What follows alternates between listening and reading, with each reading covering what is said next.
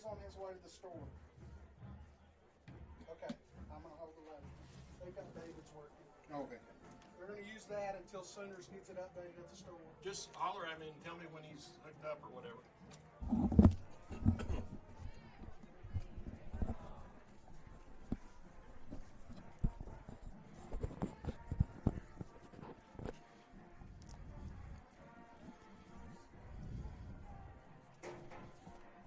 You guys turn your mics up just a little. Testing 1 2, test 1 2, testing 1 2 3 4. Testing, 1 2, testing 1 2 3. Test 1 2, testing, test 1 2, hello Test, 1 2. 1 1 1. Test 1 Good, 1 1. we're good. Okay. When are we starting? When are we starting?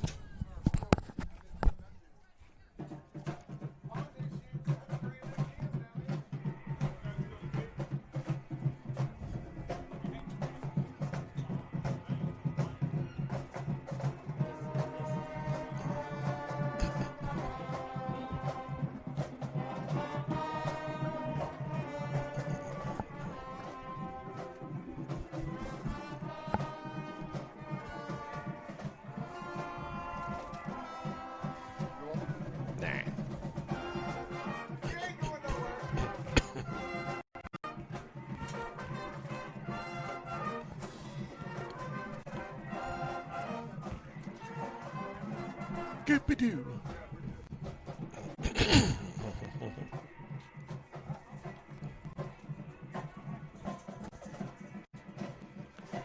Good evening, everyone, and welcome to Blake Smiley Stadium in Madill, Oklahoma. Tonight we have Pauls Valley High School football action on the live stream for you as the Pauls Valley Panthers are playing the Madill Wildcats. Well, hi again, everyone. Tony Malaska with you for the broadcast of Pauls Valley football tonight, and my partner alongside tonight, Michael Dobbins. It'll be our pleasure to bring you this live stream broadcast of the Pauls Valley Madill football game.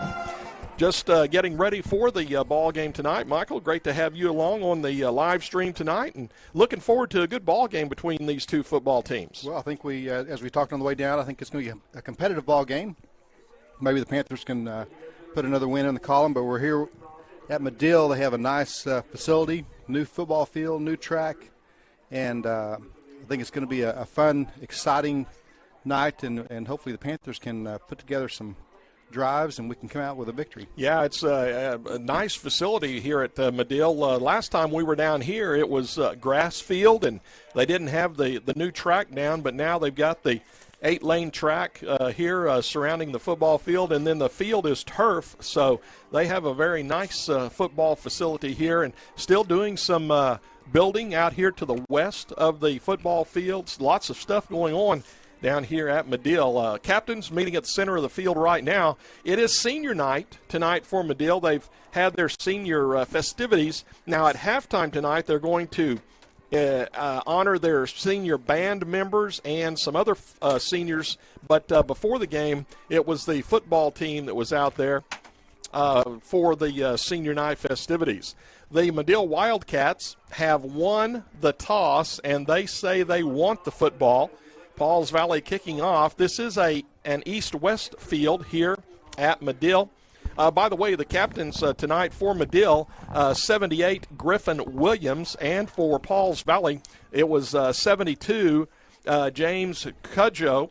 And Madill won the toss. Will receive going left to right or west to east. Pauls Valley kicking going right to left or east to west. Just tell you about these two football teams real quickly. Michael said we're looking for a competitive game tonight. The Madill Wildcats are coached by head coach Chad Spear, and Madill brings a 2-4 record into this ball game. They are 1-2 in district competition. And as far as district points go, maximum of 15 if you win, and a maximum of 15 if you lose by you win by more than 15 or lose by more than 15. Well, Madill, in their three district games, they have a minus 13 points right now. The scores for Madill this year, they opened up playing Enid, and Enid came down here and won 63-0. Madill was scheduled to play a different opponent the first game of the season, but that opponent had some COVID issues, so couldn't play. Madill picked up Enid right at the last minute. Enid traveled down here and won it 63-0. Madill then played Durant. They lost 42-14. Madill defeated Marietta by a score of 42-14, and then moving into district, Madill defeated Dixon 24-14, and then Madill has lost their last two ball games. They lost to Sulphur 55-6, and they lost to Plainview last week by a score of 32-24. The Panthers enter the field of play on this near side. We're on the visitor side in a visitor's press box here at Madill, and the Wildcats enter the field across the way on their home side. The Pauls Valley Panthers are coached by head coach Dusty Raper, and of course, the Panthers 3-3 on the season, 1-2 in district play. Pauls Valley right now has a -15 as far as district points go in case of a three-way tie at the end of the season. Pauls Valley opened up losing to Davis 28-7, defeated Tishomingo 29-6, defeated Lindsay 28-12, lost to Lone Grove by a score of 47-7, defeated Little Axe 39-6, and last week lost to Sulphur by a score of 41-7. By the way, next week Madill will travel to Lone Grove, and Pauls Valley will be on the road again, traveling down here in southern Oklahoma, traveling down to Kingston. So both these teams are on the road next Friday night, a week from tomorrow night. Pauls Valley at Kingston, Madill traveling to Lone Grove. And before we kick off this football game, we do want to say great thanks to all of our Pauls Valley Panther Athletics game time and live stream sponsors. Our sponsors include First United Bank of Pauls Valley, Standridge Tire Pros, Con Nerschel with Physical Therapy Central, Seth Wadley Auto Group, and the Pauls Valley National Bank. We'd also like to welcome our newest live stream sponsors, Pauls Valley's class of 1976, the Pauls Valley class of 1984, Chris Humphrey with Hilton Oil Company, the family of Tim, Paula, and Treston Williams, Joe Don Looney with Joe Don Stump Grinding, and Chris Little with Above and Beyond Pools and Spas. Sponsorship of live streaming carries a cost of $10 per event. Your company's logo will appear on a fly-in rotation every 10 seconds with our other sponsors. If you would like to be a part of Panther Athletics live streaming sponsor team, please contact Pauls Valley Athletic Director Kirk Moore during school hours, during the school days, and we will be able to fix you up with a live stream sponsorship. Again, just $10 per event. Well, Pauls Valley in their all-white uniforms tonight with the red helmets.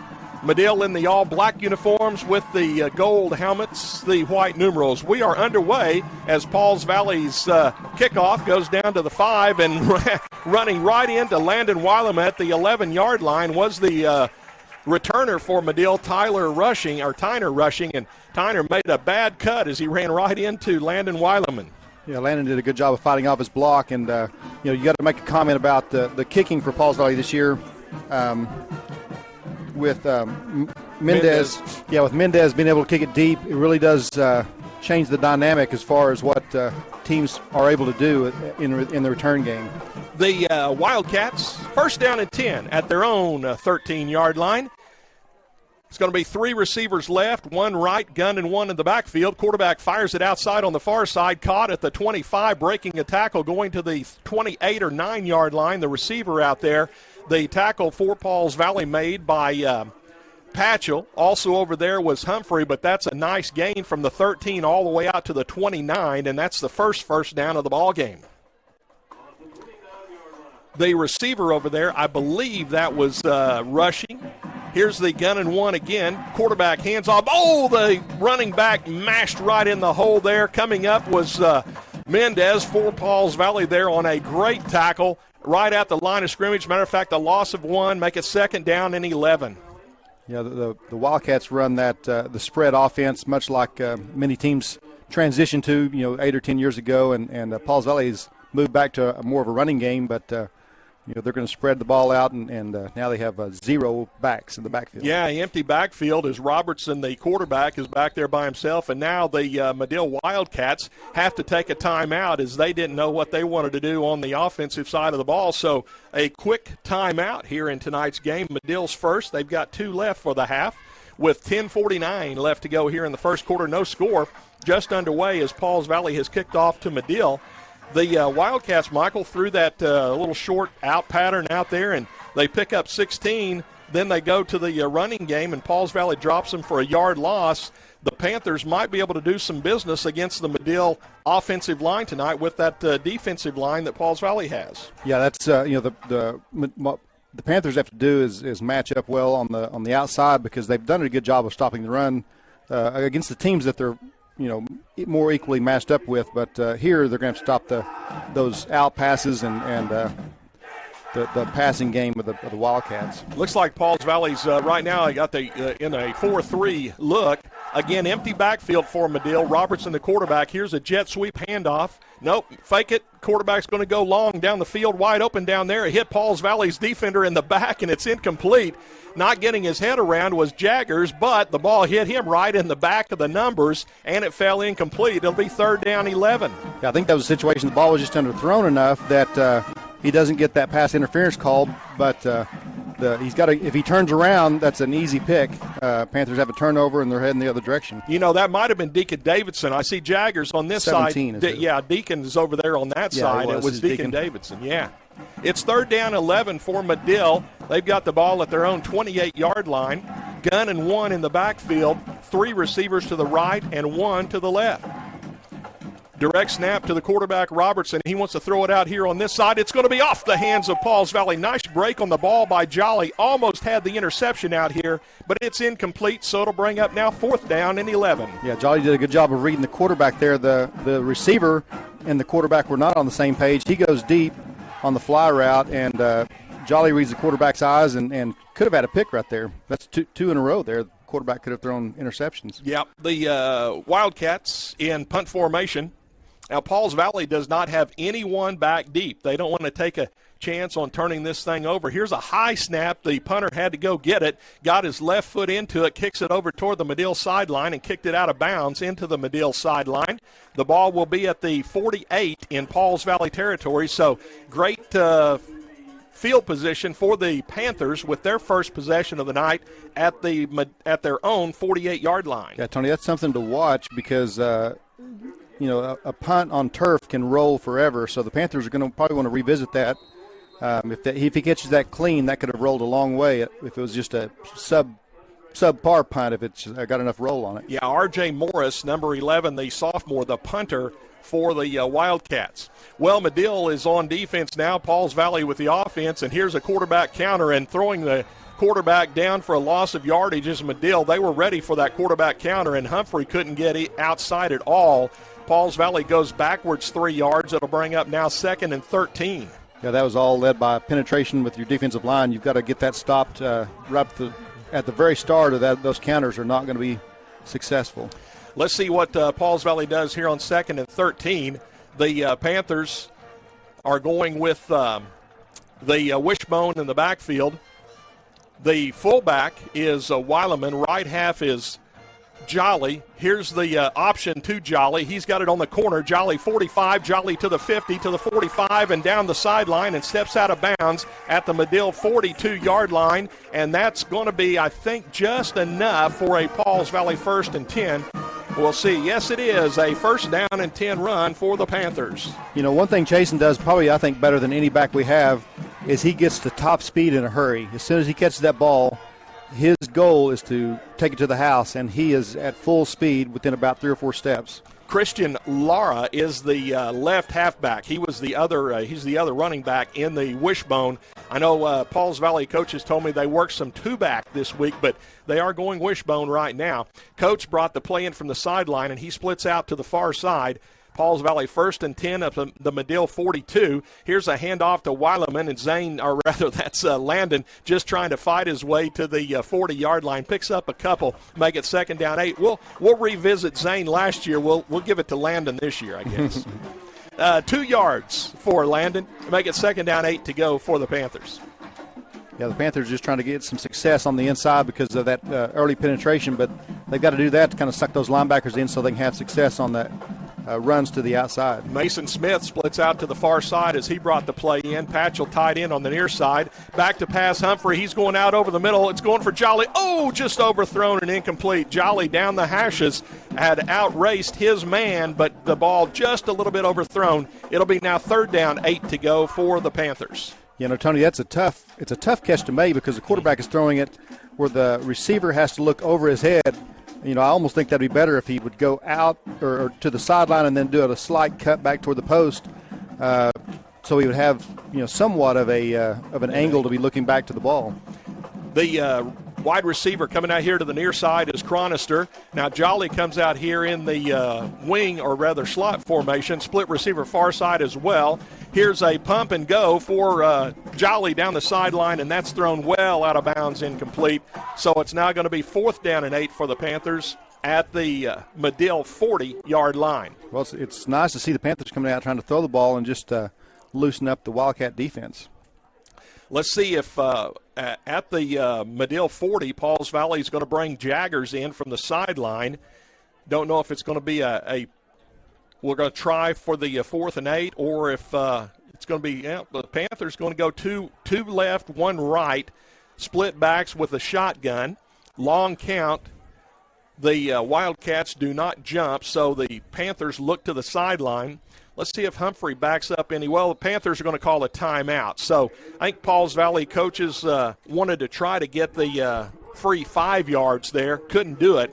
So now Coach will have to decide if he wants to really go for it on 4th and 8 or punt the ball away. Yeah, you got to figure they're going to punt the ball and play field position or this early in the game. I was looking at the flags over here. Pauls Valley has the wind kind of to their back in this first quarter. It's really out of a northeasterly direction, so almost across. Again, the field is east-west here. You think he's got a 57-yarder in him? No. Oh. It would be close, but I don't think so. Let's see. Now, and Pauls Valley comes out with really their offense out on the field, and it looks like Pauls Valley is going to go 3 running backs and the quarterback, 4 across in the backfield, split receiver to the far side. So, again, this is a 4th and 8 play. Humphrey's going to roll it to the far side. He's still on the roll. He's going to throw it outside. Dropped over there by Smith on the sideline. Smith had the ball in his hands on the Madill sideline, but he could not hold on to it. So the ball turns over on downs, and it'll belong to Madill, 1st and 10 at their own 40-yard line. Yeah, good route and a good call there. That should have been a 1st down. Like you said, it looked like he caught it, but it's hard to tell that all the way across the field if that was, you know, on the money or a little bit out in front of you or whatever. But it was a good try by the Panthers to try to get that 1st down and move the chains. Well, now the Panthers have to go back on defense here, but Madill does have the ball in their territory at the 40. Kind of a power eye in the backfield. Here's the handoff, 2nd man through. Running back's going to be tackled right at the line of scrimmage, the 40-yard line. Running back there was Holden McGahey. Tackle for Pauls Valley. I saw Green on the tackle. I saw Campbell on the tackle as well. I think Cujo had part of that. There was a lot of guys. Yeah, Panthers getting great penetration right there. They are going to be living in the backfield if they don't do something to make them stay home. McGahey to the right side of Robertson, who is in the shotgun. Robertson going to keep it himself on this side, cuts in off a block. He's hit at the 45 and tackled at the 45. Patchell, the first man there, and Jolly came up to polish him off. It'll be a 3rd down and 5 call for the Wildcats. They're at their own 45, need to go to the 50 for the 1st down. 8 minutes left to go here in the first quarter. No score. Madill has punted once. Pauls Valley turned it over on downs. Madill with a 3rd down 5 here. There was movement by the running back, but no flags thrown, and the quarterback running himself is going to be tackled right at the line of scrimmage, so it's now going to be 4th down and 5 for the Wildcats. Patchell was the last one there, and Green was also there for Pauls Valley. Yeah, it's always interesting to me, you know, the most success Madill's had in these 2 possessions is a pass to the outside, and they haven't shown that yet again. All right, here's Morris back in punt formation. Again, Pauls Valley has no one back. Morris had a high snap the first time. This one's on the money. Oh, Pauls Valley almost got it. They ran him over, but there was no flag thrown. Now the ball does take a little bit of a Madill bounce at the 25, bounces to the 20, and rolls dead at about the 18-yard line. Boy, the White Hat let that go as Pauls Valley ran into the punter back there, but he did not throw a flag, said there was nothing there. So it'll be Pauls Valley 1st and 10 at their own 18-yard line. You know, that's kind of the difference when the Panthers go for it. They don't get it. Madill gets stuffed on 3 downs, but they flip the field just because the punt is a good punt with a good roll. Let's see what the Panthers come up with here on a 1st and 10 call from their own 20. Pauls Valley going right to left, or from their own 18. Pauls Valley going right to left, east to west, split out far side, tight end near side, wishbone backfield. Humphrey under center, going to hand the ball off to Weileman, and Landon is going to fight to the 20. So again, just a couple. Oh, that was Jolly, wasn't it? Jolly on the carry. Well, I thought it was Weileman too. But I did too. They both got up right there. But anyway, it's a gain of 1. Going to give him just to the 19. So let's go 2nd down 9 for the Panthers. Chronister brings the play in from the sideline and splits out to the far side. Patchell stays tied in. He's on the near side. That's the short side of the field. Again, it's the wishbone in the backfield. Humphrey going to keep it himself right side. Humphrey cuts in at the corner. Humphrey to the 30-yard line, cuts back center of the field and tackled at the 35 or 36. That's a nice run for Justin Humphrey and a 1st down and 10 for the Panthers. Yeah, he did a nice job of getting to the outside and then just picking his way through tacklers and picks up a nice gain, gets the Panthers out of a hole. Ball is actually at the 37-yard line in Pauls Valley territory. Panthers at the 18 to start the drive, so they've picked up 19 in a couple of plays here and have a 1st and 10. Ball is in the center of the field. Coates comes out here to the near side, tied in on the far side, wishbone backfield. Handoff to the fullback right in the hole and across the 40 to the 41-yard line.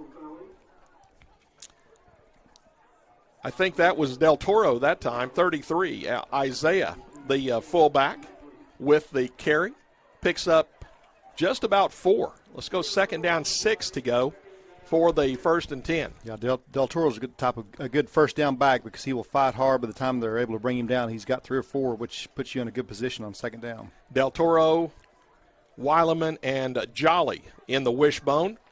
Here's the quarterback keeping it again, cuts up again, 45-50, cuts back, tackled at the 45-yard line. Wow, about a step and a half away was Humphrey from going the distance, but he does pick up another. Pauls Valley 1st down and 10 at the Madill 46-yard line.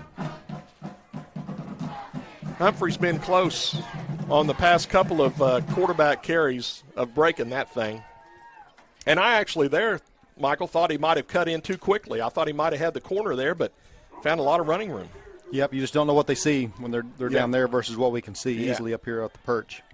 Panthers with the wishbone, split left, tight right.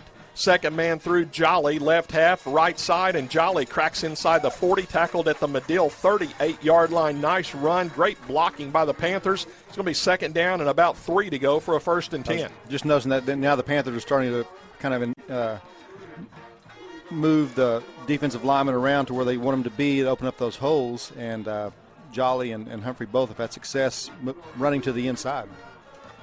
The offensive line doing a great job right now. Let's see what's going to go on this 2nd down 3 play.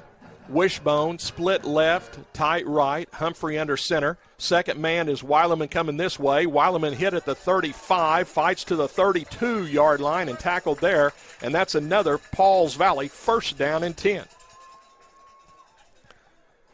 4 first downs by the Panthers, 1 thus far for the Wildcats. For Pauls Valley, Luke Smith on the offensive line. Let's see, Campbell, the center. We'll get some more numbers for you, let you know who's doing the blocking right now for the Panthers. Humphrey under center with a wishbone. Humphrey turns left. He's going to keep it on the left side himself, and he's going to be hit inside the 30 at about the 27 and pushed back there. Robbins is on the offensive line. Bratcher is out there.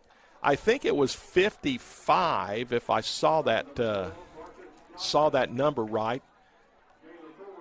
55 for the Panthers out there. Michael Hammonds. And here comes Chronister on the field with the play. 2nd down, 5 to go for the Panthers. And Patchell, the tight end, is, as we said, on that offensive line as well. 4 across in the backfield. Humphrey going to ride it, and now he'll keep it himself and is tackled right at the 25-yard line. And it's going to bring up 3rd down and about 2.5, 3 to go for the 1st and 10. Don't look for a lot of flags to be thrown tonight. We had an interior offensive lineman there, had moved a little bit and still nothing called. So I think the refs are going to let the players play the game and maybe not.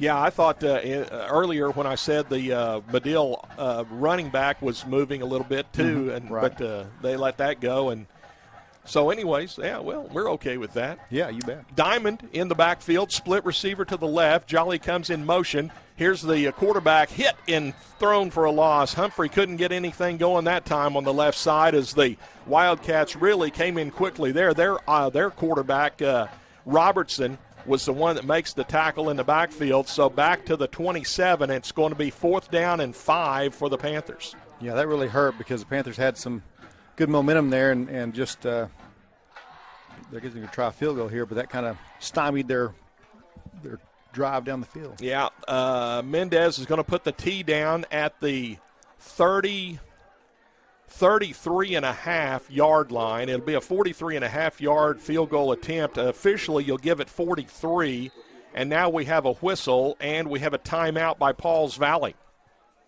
So Pauls Valley has used their 2nd timeout. 1 left for the half. Madill has used 1. They have 2 left to go, and we're still in the first quarter. 1:41 left to go in the quarter. No score yet. They've switched back to the offense. Yeah, I know the guy. Some of the blockers are coming off. So yeah, I think the coaches decided let's think about going for this here. Yeah, obviously they think that Mendez has the leg, or they wouldn't have sent him out. But I was just getting ready to say it's great to have a weapon like that because these kinds of games can be decided on a field goal or an extra point. You kind of look for this in the 4th quarter to be a touchdown game or less. So I was going to say the offense is back out there, Michael. So we're going to run a play here. We're going to see if we can convert this 4th and 5 to about 5.5. Now Pauls Valley's back in the diamond formation. Smith, the wide receiver, is out here on the near side. Ball is on the near side hashes, so the far side will be the wide side of the field. Jolly, the right side. Lara, the left side, and then Weileman is behind. Lara goes in motion. Toss it to Weileman, trying to get outside. Get a block from Jolly over on the corner. Weileman has a 1st down and 10 inside the 20, down around the 15-yard line. That's a great block over there by Jason Jolly, and a 1st down and 10 for the Panthers. Yeah, you had your end took a terrible angle for the Wildcats and opened up a big hole there. And like you said, Jolly gets the block on the outside linebacker, but that play was all decided right off the bat by your defensive end. Weileman did a little skip right there in the backfield to get away from a potential shoestring tackle, and then used the nice blocking out there and picked up the 1st and 10. It's at the Madill 16-yard line. Diamond in the backfield, split receiver, Coates to this near side. Jolly comes in motion this way, and Humphrey's going to keep it. He's outside on the corner, now cuts in at the 10. He's at the 5 and tackled at the 5-yard line, maybe just inside. Nope, put him right on the 5-yard line. That's going to be a 1st and goal to go for the Panthers. Pauls Valley brings the big guys in as Cujo comes in from the sideline. So let's see how the Panthers want to set up here. Cujo and Patchell will be on the right side. Weileman to the left of Humphrey. Humphrey's going to run behind there. He's going to go outside to the sideline, trying to outrun him, and he gets into the end zone for the touchdown. Humphrey used his speed to get outside on the corner and goes in the end zone for the touchdown, a 5-yarder for Justin, and the Panthers hit the scoreboard first tonight. Yeah, Humphrey makes a little stutter step. The defensive end thinks he's going to try to cut it up and ends up just outrunning him to the edge.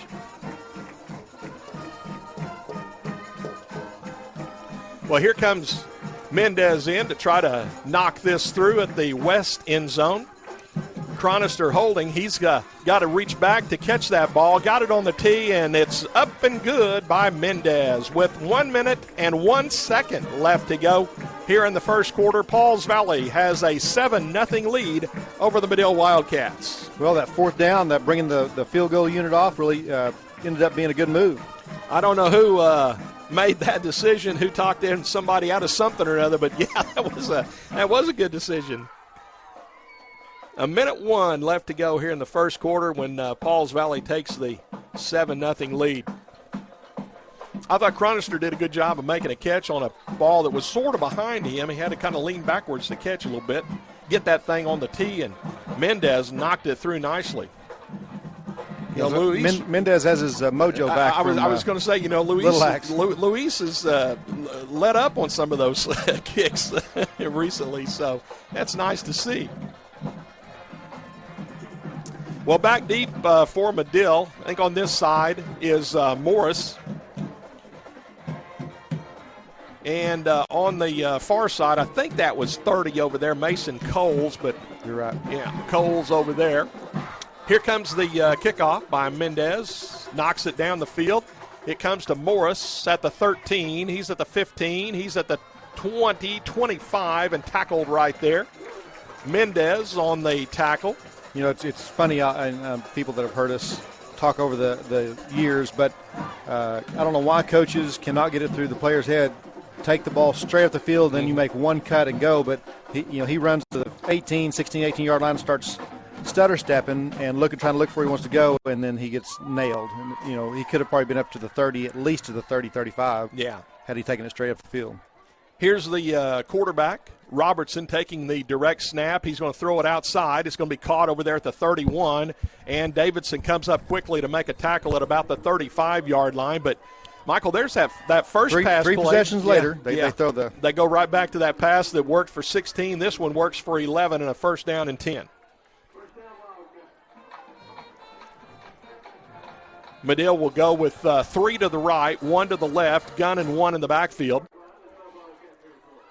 At the Madill 36, quarterback is hit by Mendez in the backfield, and he's going to be thrown for a loss back there. Pauls Valley stood him up, and it's back inside the 35 at around the 32 or 3. They're going to put it at the 32. So that's a loss of 4. Make it second down, 14 to go for the first and 10. Yeah, that just is a demonstration of how much penetration the Panther defense got, because that's basically where the quarterback caught the ball on the shotgun snap. We have the running back there, number 20, but we don't have a 20 on the roster. Here's Robertson throwing it outside, a diving catch over near the Madill sideline at the 43.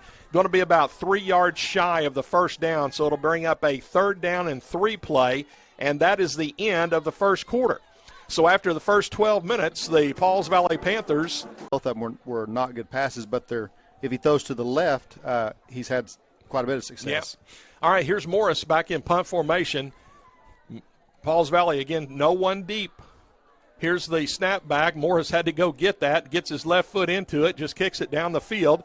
It's going to hit at the 25, take a Madill bounce to the 20, and it's going to roll dead at the 19-yard line, and that's where Madill will down it. So it's first down and 10 for the Panthers at their own 19-yard line. We're just underway in the second quarter. Pauls Valley with a 7-0 lead, and Panther offense is back on the field. We've played 17 seconds of this quarter. One play and an incomplete pass by the Wildcats, and then the punt. Pauls Valley goes split far side, Smith, tight end near side, Patchell, 4 across in the backfield. Humphrey wants to keep it himself, going left side. He's at the corner, 25, Humphrey 30, 35-yard line, stiff arm to the 40, 45, 50, down the sideline, 45, 40, and he's down the sideline still. They tried to push him out of bounds, couldn't do it. 5 touchdown for the Panthers. They tried to push Humphrey out of bounds on the Madill sideline, and he tight-roped and took it the distance for the 6 points. Yeah, that was just lazy defense by the Wildcats. They had 2 or 3 opportunities, like you said, just to push him out of bounds, and they should have grabbed a hold of him and pushed him out of bounds rather than just taking a swipe at him. Wow. Good run by Humphrey. That was a nice effort right there. Here is Mendez trying to knock this through. Snap is back. Ball is on the tee. Kick is up, and this kick is good. With 11:27 left to go in the second quarter, it's 14-0 Pauls Valley. Michael, I saw a stiff arm out here at about the 45, and I thought, well, that'll get him about 10 more or so. Yeah. But as you said, they just tried to shove him out of bounds, and they couldn't do it. Yeah, because at that point you still had 3 guys that were right there prepared to make the tackle, but they just didn't put out the effort needed. From the 19, that's an 81-yard touchdown run for Justin Humphrey. 81-yarder and a 5-yarder to add to a few other runs. Well over 100 already in the ball game for Justin Humphrey. Panthers getting ready to kick it off to the Wildcats. Pauls Valley going left to right, west to east. So Mendez will be kicking into this little bit of a crosswind here. Again, kind of a northeasterly wind.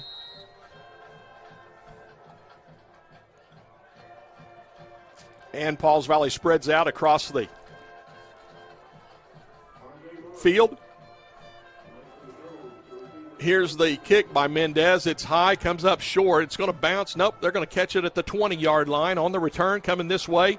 And fumble on the play and bounces right up to him and tackled at about the 30-yard line.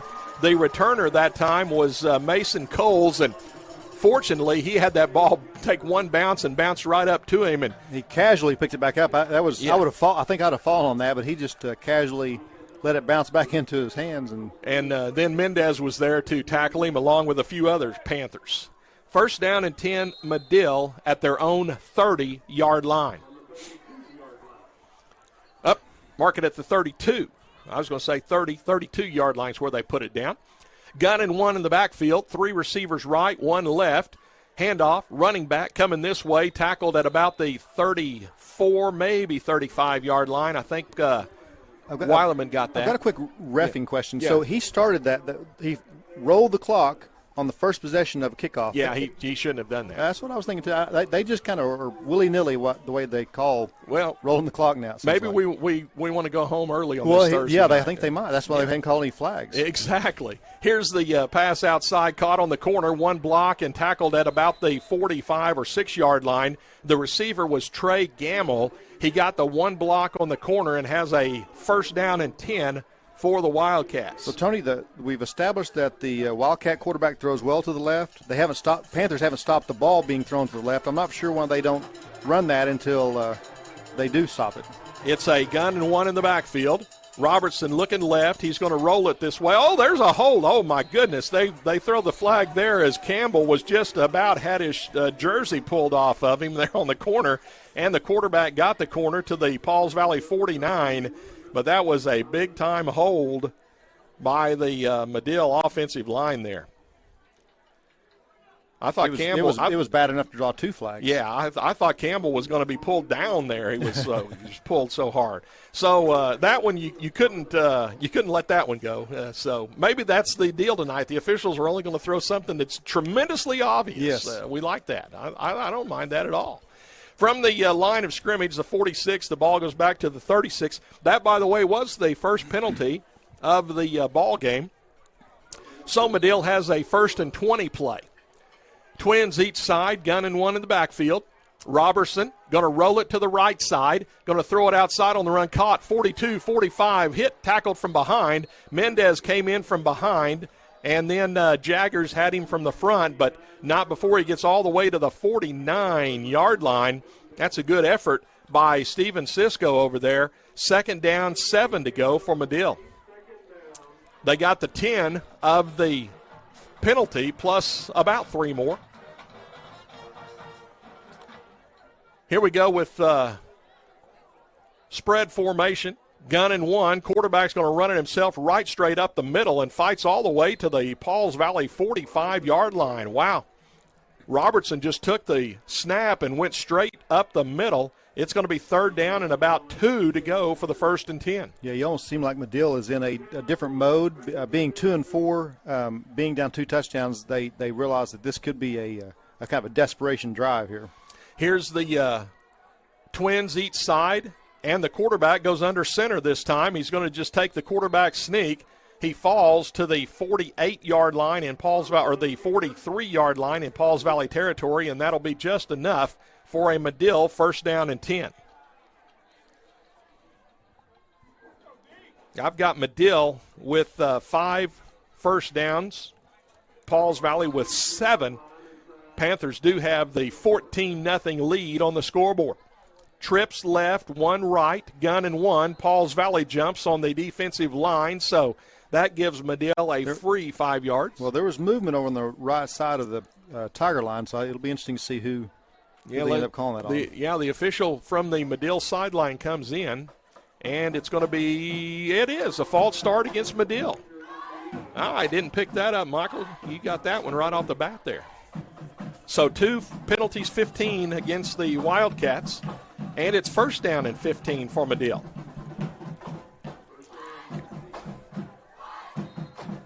The Wildcats on a 1st and 20 went to the air. Let's see what they do on a 1st and 15. Twins with a gun and 1 in the backfield. Robertson wants to throw it outside quick. Caught. Nice catch over there. Getting away from the Pauls Valley defenders is the receiver. That was Steven Cisco again, and he is all the way inside the Pauls Valley 35 to the 33. That's pretty close to where he needed. Just short of the first down. Got to need 1 more yard. So picks up 14 on that quick pass. The Wildcat receivers do a good job of running after the catch. 2nd down 1. Robertson wants to back up and pass again. He's going to load up and go down the field, and it's going to be overthrown and incomplete. The receiver was kind of actually pushing Jolly there, trying to get to the football, and it'll be 3rd down and 1. Wildcats have an injured offensive lineman down on the field right now, and so the officials take an official's timeout with 8:29 left to go here in the half. Pauls Valley with the 14-0 lead. And Madill will have a 3rd down 1 when we get back to action. 3rd and 2 a while ago. The quarterback, Robertson, ran up, got under center, and just took the sneak right up behind the center and picked up a couple. So we'll see what they want to do here on 3rd down 1. I know after that quarterback sneak, I know Coach Chronister down on the field, I think, was admonishing the defensive line and saying, get ready for that. Well, I was just thinking about that when he did that. That really is a tough thing to defend, because if you get used to him walking up and then just snapping and going, then you try to jump that and it's offside. So it's, he can just walk up there and act like he's going to do the same thing, and then the Chronister's all over you because you jumped. Yep. So it's really, you got to really be disciplined, but at the same time be quick off the ball. Yeah. The offensive lineman helped off the field over there. Hopefully he'll be okay later on. And we're back to action. It's a power eye this time. It's the pistol with the blocking back on the right side of the quarterback. Hand the ball off to the tailback. He's going to be met in the hole, thrown down, and I'm not sure if he got progress or not. The officials are going to say 4th down, so the Panther defense did a great job there. Yeah, I actually think it looked like he got enough yards, but they didn't mark him there. Well, I think he got some penetration, but but he started so far back. I mean, he's about 10 yards back. But anyway, it's 4th down and still about 3/4 of a yard to go. Again, the Wildcats are in the shotgun on 4th and 1. Madill's going to go for it. Quarterback keeps it himself, just has enough for a 1st down, and then gets knocked down hard. I know Weileman came up there and Humphrey as well, but it'll be a 1st down and 10 for Madill, and they're at the Pauls Valley 30-yard line. Robertson won't want to run very many more of those. Mm-mm. That was he paid for that one. And just like we were talking to throwing the ball over to the left, why are they snapping the ball in the shotgun position when they had easy success getting a first down with a under center snap. Trips left, one receiver right, gun and one. Robertson looks left, throws it out here. It's going to be caught and hit immediately and downed immediately. Davidson on the tackle, but the receiver there, Nick Northcutt, had a bunch of room and picks up about 7 on that catch to the Pauls Valley 23-yard line. 7 minutes left to go here in the half. Pauls Valley up 14-0, but the Wildcats are moving down the field right now. Twins each side, gun and one. Robertson rolling to the right side this time. Is going to throw it down the field. It's going to be caught and down at the 2-yard line. Nice catch. Jaggers, I thought, had inside position there, but somehow the ball got over him to the receiver. It's 1st and goal, Madill at the 2. That was really good defense. Like you said, it was just the ball was just thrown just out of his outstretched hands, and the receiver did a nice job of catching an over-the-head pass, and he juggled it a little bit, but he brought it down and made a great catch. All right, so it's gun and one, 1st and goal from the 2. Direct snap to Robertson, going to run it himself, right side, and he's in the end zone for the 6 points. Robertson followed his blocking on the right side and goes in from 2 yards out. So the Madill Wildcats get on the scoreboard for the first time tonight. Pauls Valley up 14-6, and the Wildcats will go for the point after here. Now they run some wild point afters here. They're going to go with the swinging gate as they get everybody over here to the left except for a couple of guys that's on the right side of the ball. And then they have a center, and they have the kicker back here. Let's see if everybody comes over or not. The center runs out on the field late. They've got the swinging gate set up to the left. Now we have a timeout or a delay. It's a delay against Madill. That is crazy. They want to run. They know what they're going to do. They want to run a swinging gate, but they can't get the right players out there. Of course, now they did have an offensive lineman that went out, so that might have caused problems. But they get a 5-yard penalty. So now they're going to be backed up from the 3 to the 8. They'll put the T at the 15. This will be a 25-yard attempt here on the point after. Snap is back. The ball is down. The kick is up. It looks plenty good. And, no, he missed it off to the side. So had plenty of leg. Which side, though? Yeah, I couldn't tell. Yeah. Was it the left or the right? Because I thought it split the uprights. I did, too. It looked right down the middle. Yeah. He missed it to the side, but we don't know which side. Exactly. Villegas with the right foot kick, but he didn't make it. That's kind of like that's the one that we saw Mendez make that we still can't figure out how he missed that one. Mm-hmm. And I don't know, was that off to the left? I mean, I couldn't tell. Know. I couldn't tell either. Well, anyway, it's a 14. Usually you can see a hook, but that didn't look like a hook. Yeah, it didn't look it at all. It's a 2-yard touchdown run by the quarterback, Robertson, and then the point after missed. I mean, it's understandable. You couldn't see it. You're getting old, but I mean, I know. I can't even figure it out. I was waiting on you to say something, and then you just said, well, which side, though? Yeah, okay, help me out there. I don't know either. I couldn't tell. I was surprised when the officials started waving their arms down there. They looked at each other and went, which side was that? It was off, but which side was it? Both of them that are standing right underneath the pole didn't know which one it was. We need our replay. We need an end zone replay there so we can tell which way it was off. 14-6 Panthers, and here comes the kickoff by the Wildcats. And down the field it goes, and it's coming this side. Jaggers catches at the 15 to the 20, 25-yard line. Nice stutter step and gets across the 30 to about the 32 or 3-yard line. So nice return for Jaggers. First down and 10 for the Panthers. Let's see, 33 or 34. Where are they going to put it? 33.5. Yeah, 33.5. So I'm going to say 34. If that's okay? Well, you can't. It's got to be 33. Yeah. Well, now it's 34. It's 34. There right you go. On. Yeah. He didn't know. He didn't want to cause you confusion, so he moved it up for you. Oh my goodness! So which side was that off he of said, there? If you can't see which way the field goal was no good, I'm just going to move it up. Diamond in the backfield, motion this way. Quarterback's going to keep it himself. Gets a little block on the corner, and Humphrey is really ushered out of bounds on the Pauls Valley sideline, just shy of the 40. Looks like about the 38-yard line. Justin took a nice whack that time by the Madill Wildcats. It's going to be a 5-yarder, almost 5. Second down, about 5.5 to go for the 1st and 10. But this ball is at the 38.5. Is that right? 38.5. That's pretty makes close. it second and 5. Second and 5, pretty close. The nose of the ball needed to be on the 39 to make it 5. Yeah, it is now.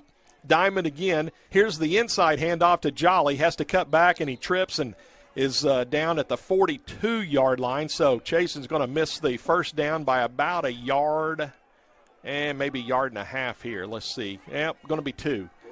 Got the ball at the 42, need to go really to the 44 for the first down. Panthers need to convert here on a 3rd down 2. 5:40 left to go in the half. Pauls Valley up 14-6. Want to keep the drive alive. Got the heavy set to the right side. Humphrey's going to run it right side. Has a first down. Humphrey tackled at the 50. Falls inside the 50 to the 49-yard line. 1st and 10 for the Panthers. Put Cujo back there and Patchell back there, and 1st and 10 Panthers. Put the ball right. The back end is touching the 50, so we'll just say 50-yard line. Panthers to the line of scrimmage. It's going to be 4 across in the backfield. Nope, they're going to keep the heavy set back there with Cujo and Patchell. Fake it, going to throw it down the field to Weileman. Had to hold up for it. He's at the 20, to the 15, to the 10, 5, touchdown. Madill couldn't catch him from behind. Landon had to hold up for that catch. He did, but then he used his speed, and Madill could not catch him. And the Panthers with a 50-yard touchdown pass. Yeah, that was a really well-designed play. That heavy set had them confused, and all you have to do is just put that ball up there. There was no way that wasn't going to be completed as wide open as he was. Yeah, I was just wondering if Landon could get turned and down the field, and he finally did. Got his speed going, and they couldn't catch him. Here's the Mendez point after, and this one is good. That one looked good, and it is good. So 5:02 left to go here in the half. 21-6. Pauls Valley leads Madill. I know Justin wanted to lob that ball out there for Landon, but I thought he was going to have to just wait too long to catch that thing. The Panthers, I think, is that three scores in a row now? Possessions? Yeah, 3 possessions, three touchdowns. I think you're right. Yeah, the Panthers got it rolling right now on the offensive side of the ball. 5:02 left to go here in the second. Pauls Valley up 21-6. Far side for Madill is Coles. On the near side, the running back 20. Again, we don't have a 20 on the roster. Now, I'm going to say that might be Sandifer, the junior, listed at number 16 on our roster, but we do have a 20 on our roster. Not, Madill's. Oh, Madill's. Yeah. Here's the deep onside this way. Fair catch called for. Bobbled down there. Did Pauls Valley give him room? There's flags down. I think the Panthers did not give him a fair catch room there, or might have just run into him just before the ball came down. The officials are going to confer, but they've got the flags on the field, so this is going to be an infraction against the Panthers. Yeah, that's the Wildcat did a smart thing there of calling the fair catch. So many times you have a onside like that, and they just think they've got to get on it. They don't think about that's going to keep all of the defenders away from him. Yeah, the penalty marked off from the 43 or 4. Let's see, they stop at the Pauls Valley 41. So it's a 15-yarder. Yep, that's 15, I guess. Yeah. So first down 44. and 10. Yeah, first down and 10. Or 41. Yeah. For Madill at the Pauls Valley 41. Robertson, quick pass out here, caught on the corner and ushered out of bounds by Weileman, is the receiver. That's Northcutt, and he goes to the Pauls Valley 35-yard line. Yeah, I think until he showed me he could beat me deep, I would put somebody right up in his face, and that would shut that down. But right now, that is just a throw and catch. They have shown no attempt to stop that play. Madill goes 3 right, 1 left, gun and 1. There's an illegal motion there. there. Was movement. The official throws his flag across the way. So Madill with a false start. By the way, the deep onside penalty against Pauls Valley for running into the fair catch man, that was the first penalty against the Panthers. And now this is Madill's third penalty for 20 yards. So only 4 penalties total thus far in tonight's ball game.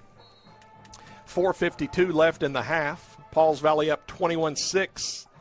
Madill with a 2nd down and 10 play. They picked up 5 on the first down play, but wiped out. Here's Robertson back to pass. He's going to throw it out over the middle, and there's penalty flags thrown as Jaggers was there a little bit too quick for the Panthers. The back judge with the not even really sure why he made contact with him. I'm not sure the ball would have been caught. But you almost think he didn't see him, but he was defending him, so he had to have seen him. But that's kind of a weird penalty. So that's 15 from the line of scrimmage. So that's 2 penalties, 30 yards against the Panthers, and it'll be a 1st down and 10 for Madill at the Pauls Valley 26-yard line. And Madill will split a receiver out here to the near side. 3 go to the far side. Gun and 1 in the backfield.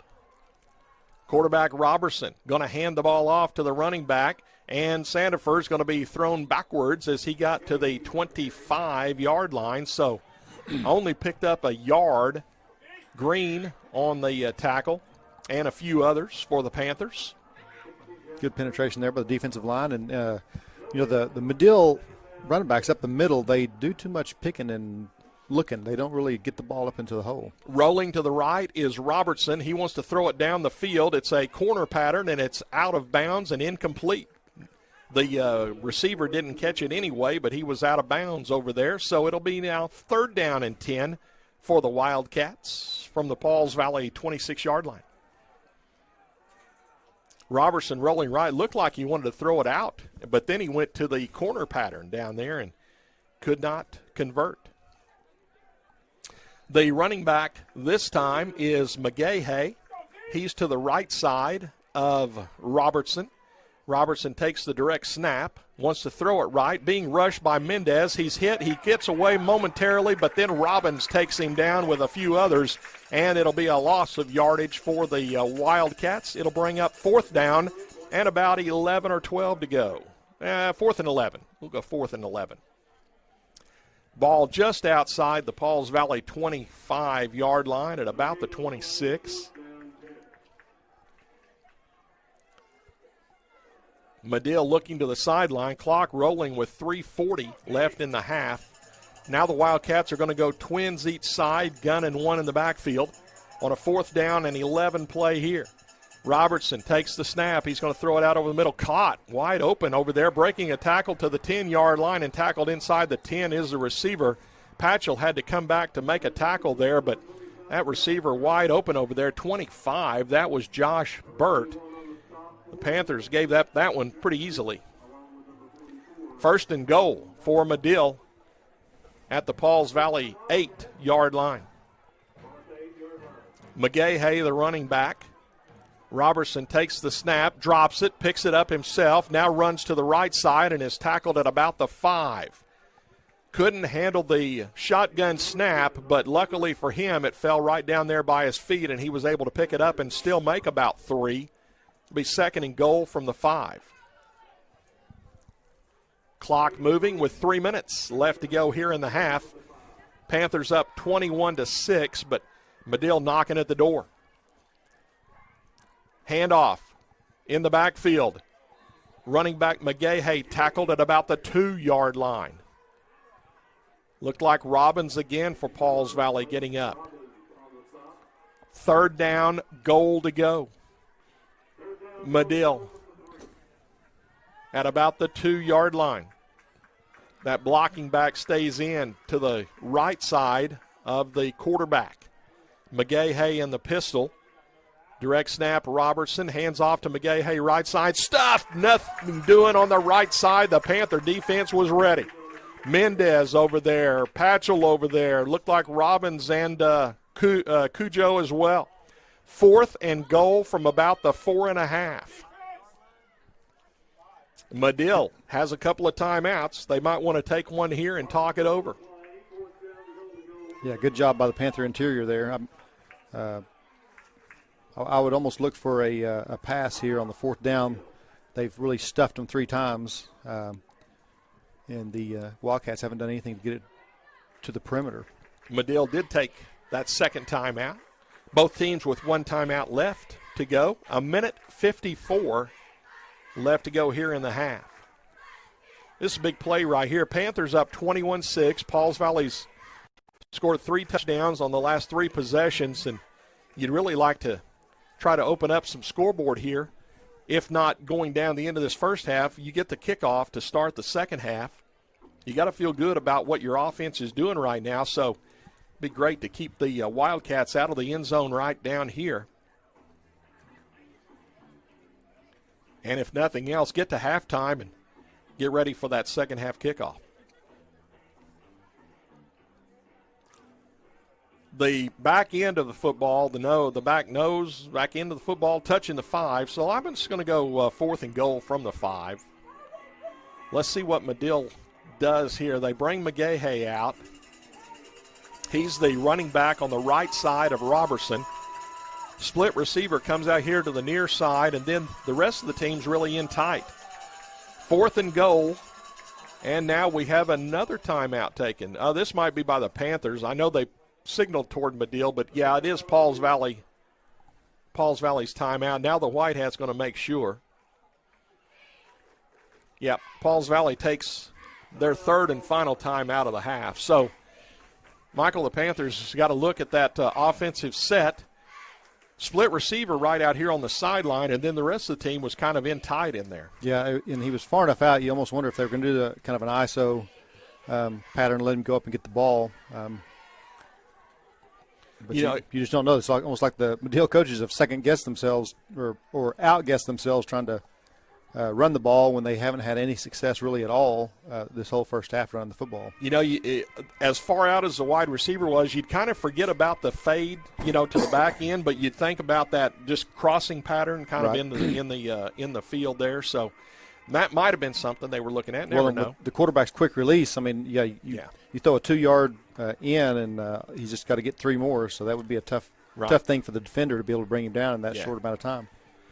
The wide receiver coming out here to the near side is Northcutt. Again, the rest of the team is in tight, so it's really basically the same formation for Madill.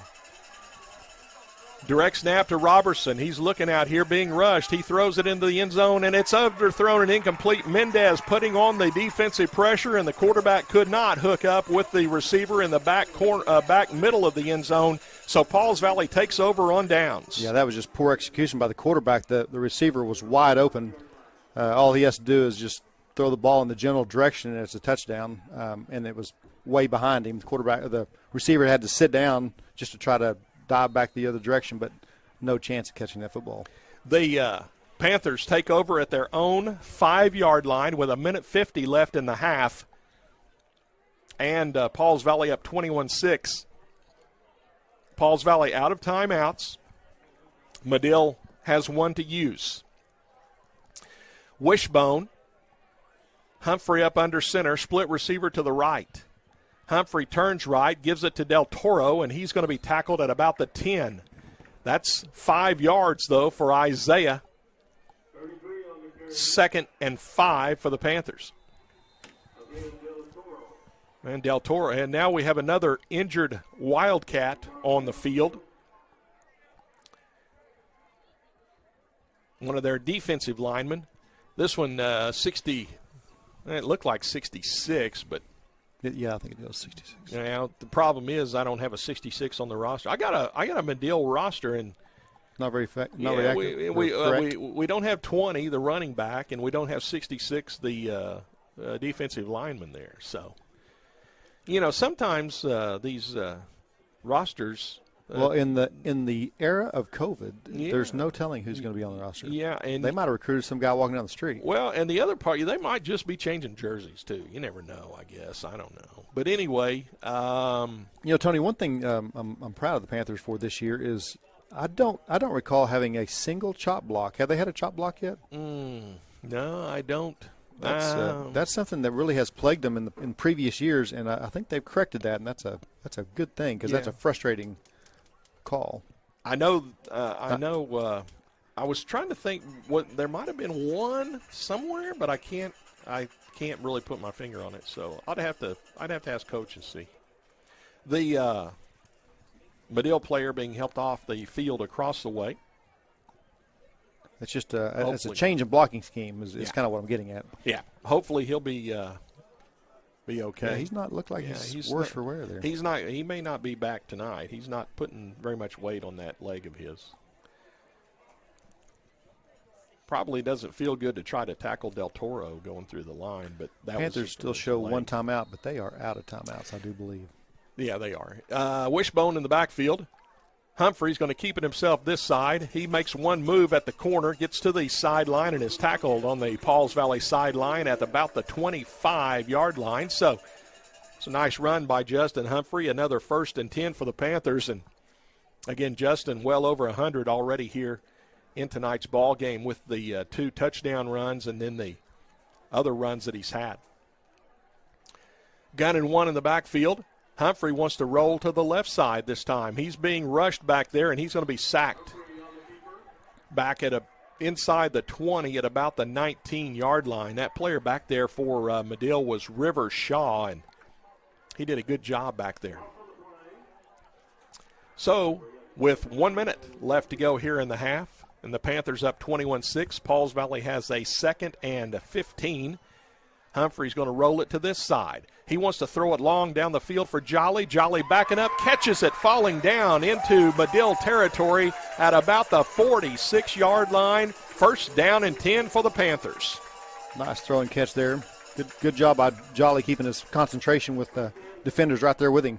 50 seconds left. Pauls Valley's going no huddle. Here we go. Humphrey rolling to the right side. Stops, cuts back, is going to be hit, tackled, fights away from the tackle and falls at the 42-yard line. Panthers need to hurry up and get to the line of scrimmage here. 2nd down and about 6 to go.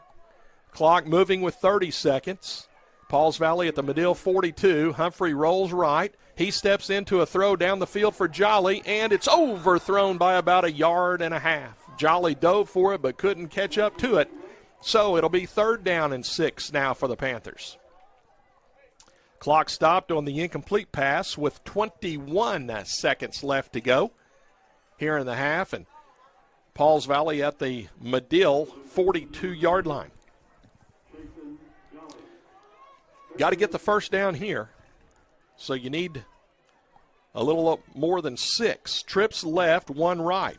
Humphrey rolls right, throws it outside. It's going to be caught, and it's going to be down immediately, and it'll be a 1st down. Catch by Smith. It's inbounds, so clock will roll right now.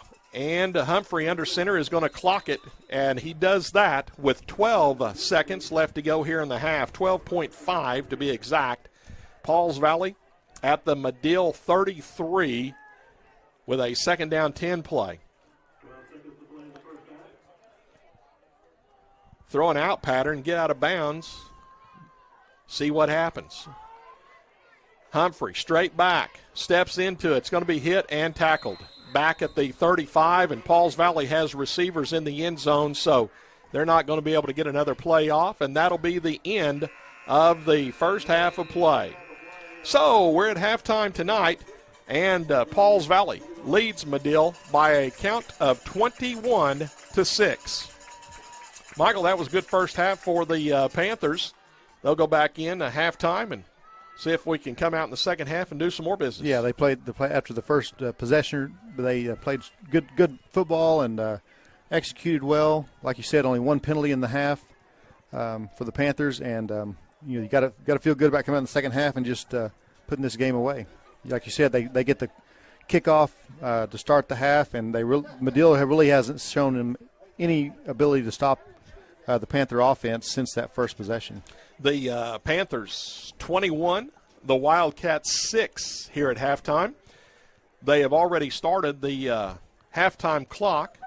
The Panther band is moving out on the field. They'll come out and perform here at halftime. The Madill band was out with the national anthem early, so I think they're going to have some more senior night stuff here at Madill as well, and the band for Madill, I think they'll be coming out as well. So we're going to have a little bit of a lengthy halftime here, 25 minutes or so. So we'll go ahead and just let you watch the live stream, let you watch the Pauls Valley band down here, and we'll come back with the second half in a little while. Again, Pauls Valley 21, Madill 6 here at halftime. We'll be back with more in a little bit.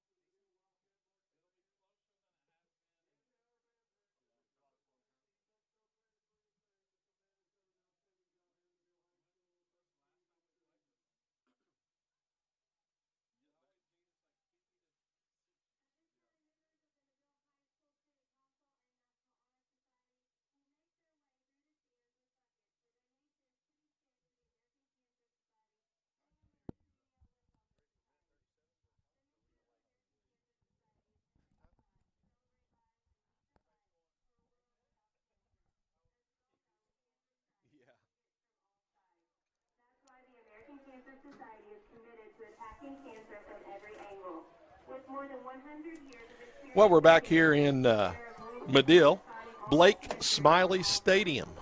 Halftime, Pauls Valley 21, Madill 6, and a little bit extended halftime there. The Madill senior night tonight. The football seniors before the game tonight. Here at halftime, it was the band, and they had quite a few of them being introduced. So I think they had about 32 seniors on the band. What do you think about that? Well, it took 30 minutes or 40 or something, didn't it? I don't know. The teams have gone through the 3-minute warm-up. We're just about set for the second half kickoff. Michael, 21-6, Pauls Valley again. We went into halftime saying a good first half for the Panthers. They got up to a little slow start, but came on there in the second quarter and just really had their way with Madill. Well, they really did. You know, the Panthers had their way offensively, and really Madill moved the ball as well. They got stopped. Panthers did a good job of getting that stop when it was inside the 5. The Wildcats were inside the 5. That really did stymie their attempt at a comeback. But you know, both offenses have had success. The Panthers obviously have had a lot more, and we just were talking with Mike Airy earlier, and he said that Justin Humphrey has 151 yards in the first half, and has another probably 40 or so in the passing game. So he's had a great first half, and you know, the Panthers can just need to keep up that momentum and then try to do some things on defense that can stop their passing game. You know, their running game has had no success whatsoever, but they've really thrown the ball with quite a bit of success. The Panthers haven't had, you know, any opportunity of stopping it. Was talking with Coach Mike Terry going up. He's above us here at the press box, and he said the Madill quarterback has a very quick release, and he does. He doesn't hold that ball very long at times. Mm-hmm. So that's for sure. Well, this first possession of Pauls Valley, the Panthers kicked off. The Wildcats took the ball after they won the toss, which makes them have to kick off, so the Panthers can really open this game up and start to put it away with this first possession. And the Wildcats will kick off from left to right or west to east. Pauls Valley returning from right to left or east to west. For Pauls Valley, Jaggers on the far side, Jolly on the near side. Little pooch kick down the field. It comes up short, and Pauls Valley catches it at the 35-yard line. Catching that for the Panthers was Dakota Weatherford. And Pauls Valley has it 1st and 10 at their own 35-yard line. So we're underway here in the second half. Pauls Valley, 21-6. Coming out here to the near side is Chronister. Tie end will line up on the far side. Wishbone look in the backfield. Humphrey under center. Hand the ball off to Jolly, tackled in the backfield for a loss of yardage. Good tackle back there by River Shaw as he was able to get Jolly down for about a yard loss. Second down, 11. But your defensive end wasn't blocked, and he got penetration deep right about the time the handoff was made. The Panthers, first possession tonight of the game, not very good, but let's get this first possession of the second half started here right. Get this offense reestablished here. Smith comes out here to the near side. Wishbone in the backfield. Humphrey's going to keep it. Got blockers. Got the corner. 40, 45 as he cuts back to the 50-yard line and tackled right there. Good second effort by Justin Humphrey. First down and 10 for the Panthers. Yeah, just about as unblocked as he was on that or the previous play. That he was driven inside on that play there. That was a great job by the blockers on the Panthers offensive line to give Humphrey about 7 or 8 yards before he ever was touched. Right at the midfield stripe. Panthers, first down and 10. Wishbone, second man Weileman, stiff arms, gets outside 40, 35, pushed out of bounds on the Pauls Valley sideline right near the 35. Looks like they're going to mark him at the 37 is where he stepped out of bounds. You got 54 with a unsportsmanlike. Yeah, got a penalty flag down here on the field. It's going to be at the Madill 37. And we're going to go dead ball, personal foul, and sportsmanlike against Pauls Valley.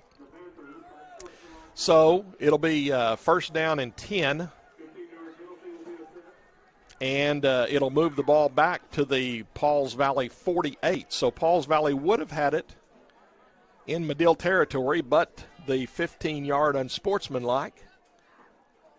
The only saving grace there is it doesn't make it first and 25. It makes it first and 10 again, but can't still not a smart not a smart thing. Yeah. So Pauls Valley has it at their own 48 with a first down and 10 play. Wishbone in the backfield. Humphrey under center. Split receiver comes out here to the near side. Humphrey hands it off to Del Toro. Just battles to the 50-yard line and push back there. Good defense by the Wildcats. I saw 67, Yanez, get up, and a few of his buddies. Only a couple. Second down, 8 to go for the first and 10. 10:20 left to go here in the third quarter. Panthers up 21-6. Wishbone in the backfield, split left, tight right. Humphrey keeps it, cuts in off a nice block, and Humphrey tripped up right at the 40-yard line in Madill territory, and that's going to be enough for a Panther. First down and 10.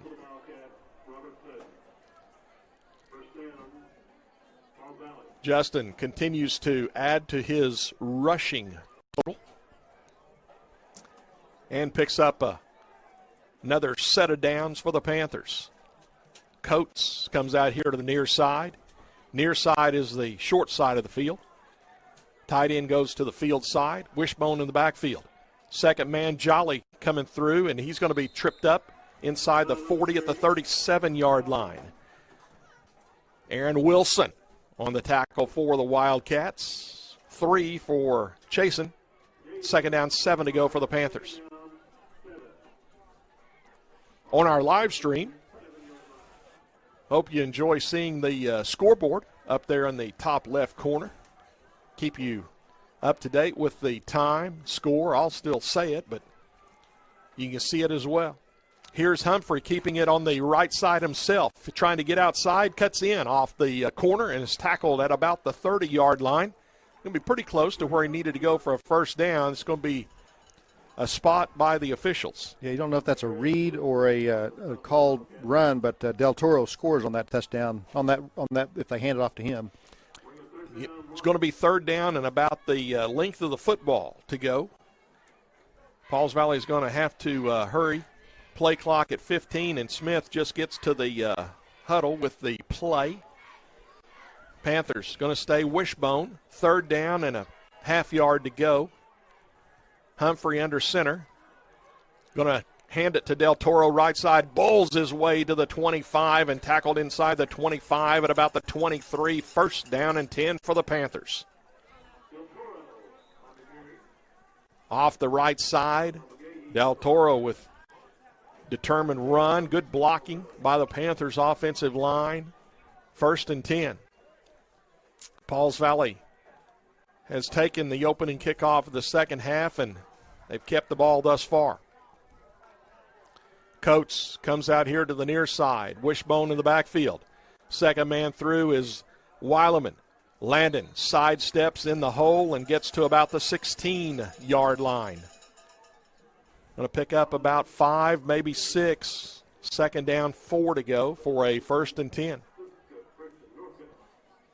Ball at about the 16.5. Chronister runs the play into the huddle. 7:40 left third quarter. Panthers up 21-6 and trying to add to it. Wishbone, split left, tight right. Humphrey hands the ball off. Just bowling inside. Del Toro battles to the 5-yard line and falls just inside the 5. First and goal, Panthers, and Del Toro is on a mission. Yeah, I'm not, Del Toro hasn't seen the starting lineup. I don't believe this year, but I don't see how you keep him out with that kind of run. He's just he's a hard guy to bring down. He is a hoss. Almost guaranteeing you 4 or 5 yards on every carry. Right at the 5-yard line, 1st and goal from the 5. Split left, tight right, wishbone in the backfield. Humphrey under center takes it. Going to hand it off to Del Toro again and going to fall to about the 2. Del Toro had nowhere to go, but just falling forward, he picks up 2 or 3. It's going to be 2nd and goal, and here comes the big guys in. Cujo, Green. I'm not sure he called it the big guys coming in when Del Toro comes out. That's about the biggest guy that you're going to have on the field. So you pulled out the biggest and sent in some bigger, some less big guys. On the right side, and it's going to be a snap to Weileman. Landon's going to use his speed. He's on the corner. He falls in the end zone for the touchdown. Landon Weileman out of the Wildcat behind the heavies over there on the right side. Gets the 2-yard touchdown run. The Panthers take the opening kickoff of the second half, drive it right down the field, and it's a 27-6 lead with the point after try coming. Mendez trying to make it 4 for 4. Snap is back, ball on the tee, kick is up, and the kick splits the uprights. 6:33 left to go here in the third quarter. The Panthers go up now 28-6. 12-minute quarters. Pauls Valley uses almost half of the third quarter to drive down the field and score the touchdown. Your Pauls Valley Panther Athletics game time and live stream sponsors include Pauls Valley National Bank, Con Nurseal and Physical Therapy Central, Seth Wadley Auto Group, Standridge Tire Pros, First United Bank of Pauls Valley, and we'd also like to welcome our newest live stream sponsors, the Pauls Valley class of 1976, the Pauls Valley class of 1984, Chris Humphrey with Healton Oil Company, the family of Tim, Paula, and Treston Williams, Joe Don Looney with Joe Don Stump Grinding, and Chris Little with Above and Beyond Pools and Spas. Sponsorship of live streaming carries a cost of $10 per event. Your company's logo will appear on a fly-in rotation every 10 seconds with our other sponsors. If you'd like to be a part of Panther Athletics live streaming sponsor team, contact Pauls Valley Athletic Director Kirk Moore at the school during school hours. Kirk will fix you up. Just $10 per event to be a part of Panther Athletics live streaming. Here's Mendez, kick down the field. It comes to Coates, gathers it in at the 13. Right up the field he goes, and he's going to be hit and tackled at about the 25-yard line. Great tackle by the Panthers. Weileman, first one down there again. Landon's down there a lot on kickoffs. He is. He does a great job blowing up that first blocker. That is his job is to get Landon blocked so that he can cut off of him, and Landon has not been blocked yet. Yeah. First down and 10 for the Wildcats. They have it at their own 27-yard line. 27, there we go. Here's a quick pass outside. Caught. Nice play by Jolly as he came up quickly. Would not let Cisco get started there. Just a quick pass outside, and Jolly played that one nicely. Only a gain of a yard. Let's go 2nd and 9. Yeah, that's exactly the way he had to play that quick hitch like that. Jolly trusted his quickness and knowing that he wasn't going to let the receiver get by him. So, therefore, on those quick hitches, he's right there at him. Here's the direct snap. Robertson, handoff, running back, finds some room up the middle, and finally is going to be tackled across the 35 at about the 37-yard line. Do we have a flag come in? I don't know. That should have been a flag. If it wasn't, that was a way late hit. The running back, by the way, was McGahey, and he has a first down and 10 for the Wildcats at about the 30. Well, officially we're going to go 38. And quickly, Madill, twins each side, gun and one in the backfield. Robertson takes the direct snap, back to pass, throws it out here, caught on the Pauls Valley sideline and out of bounds immediately. Weileman and Jolly knocking Cisco out of bounds right where he needed to go for a first down. So let's see, we've got a hold, though, called on Madill. Saw the flag late. Madill called for the hold, so the Panthers will take that 10-yard penalty and move Madill backwards. from the line of scrimmage. Back to the 27.5. First down 20 to go for the Wildcats. Madill goes 3 left, 1 right, gun and 1 in the backfield. Robertson takes the direct snap. He's going to throw it out to the far side. Catch over the middle of the field now, and it downed immediately. Deacon Davidson had the coverage there. Gamble on the catch for Madill falls down at the 42-yard line in Wildcat territory. Second down 6 to go for Madill. Wildcats look to the sideline to get the play. Trips right, 1 left. Direct snap, Robertson rolling to the right side. He's going to throw it out over the middle. It's almost intercepted. Drop. Jolly made a nice break on that ball as he read where that one was going, but just couldn't quite hold on to it. Third down 6 for the Wildcats. Yeah, that would have been an ill-advised pass in the film room after the game. They had two Panther defenders very close. If he'd have thrown it deep, it might have been a different story, but that was right into double coverage. And Madill faced with a third down 6 play here. See what they come up with. Motion from the near side to the far side. Robertson takes a direct snap. He's going to roll out to the right side, going to throw it out on the corner. That's a diving try, and it's incomplete.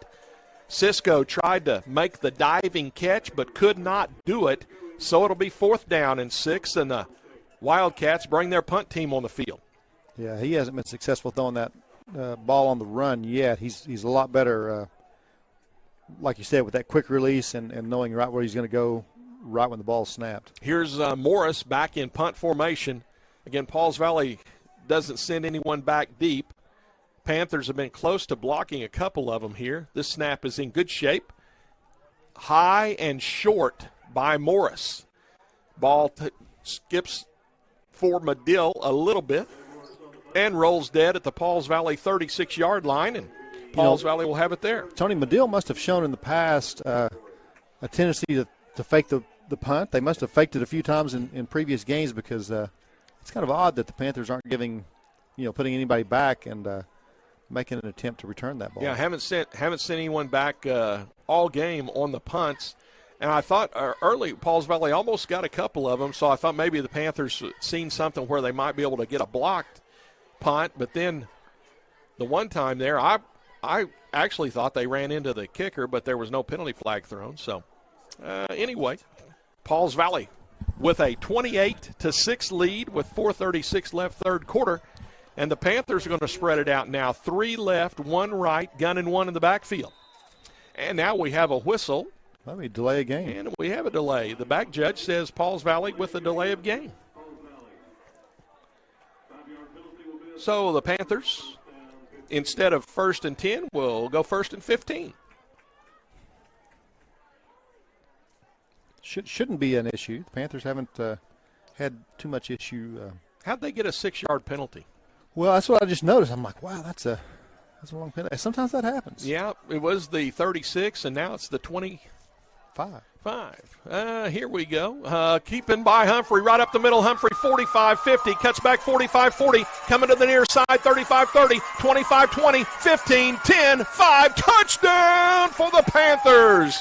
I don't care how far it was. Justin Humphrey just covered the distance. The Panthers go up 34-6 with the point after try coming.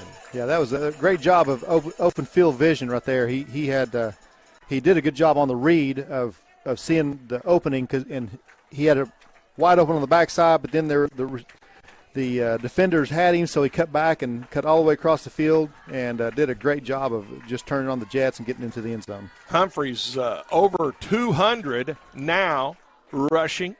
Here's Mendez trying to knock it through, and the kick is good. With 4:20 left to go in the third quarter, it's a 35-6 Pauls Valley lead, and this has been the night for Justin Humphrey, and you got to just credit the blocking as well. And Humphrey did a great job of reading blocks and cutting back and then using his speed to get in the end zone. Panthers rolling right now. 3 possessions, 3 touchdowns in the first half, and then that fourth possession, the half ended with Pauls Valley driving.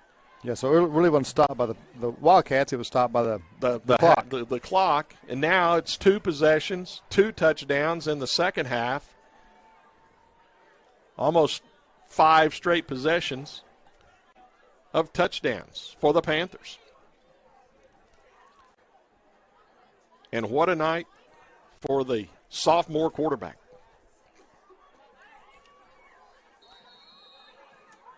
Pauls Valley ready to kick it off. Kicking right to left, east to west. Mendez gets his right foot into it, kicks it down the field. It comes down here to the 15-20, center of the field, 25 to the 30, and tackled across the 30 at about the 33-yard line. Jaggers and Patchell on the tackle. Gamble was the returner for Madill. And the Wildcats have it at their own 33-yard line.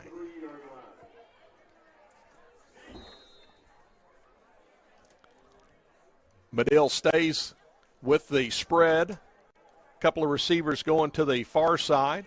Tight end on the wing, or 3 on the left now, 1 to the right. Direct snap.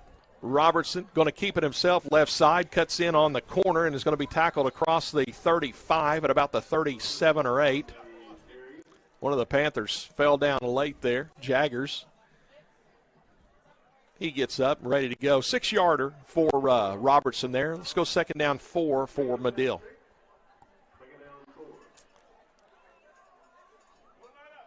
Direct snap, Robertson out of the shotgun. Going to throw it out to the far side, and it's going to be caught over there on the Madill sideline.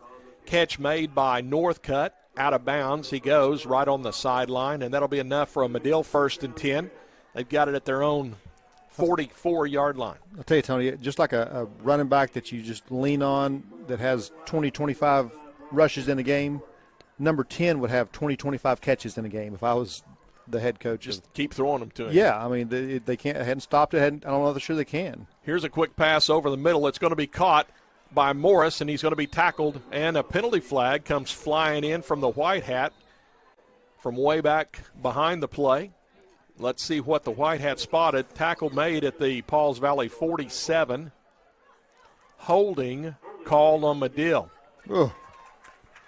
So that'll be from the spot, which was actually the catch, or rather the tackle from the Pauls Valley 47. I really didn't see anybody else that was a Madill Wildcat in that area. I guess there may have been one. Yeah. They put the ball at the Madill 42.5, so officially the Madill 43, and it's actually going to be 1st down and 11 to go. 1st down and 11 for Madill. They're at their own 43. And they go twins each side, empty backfield.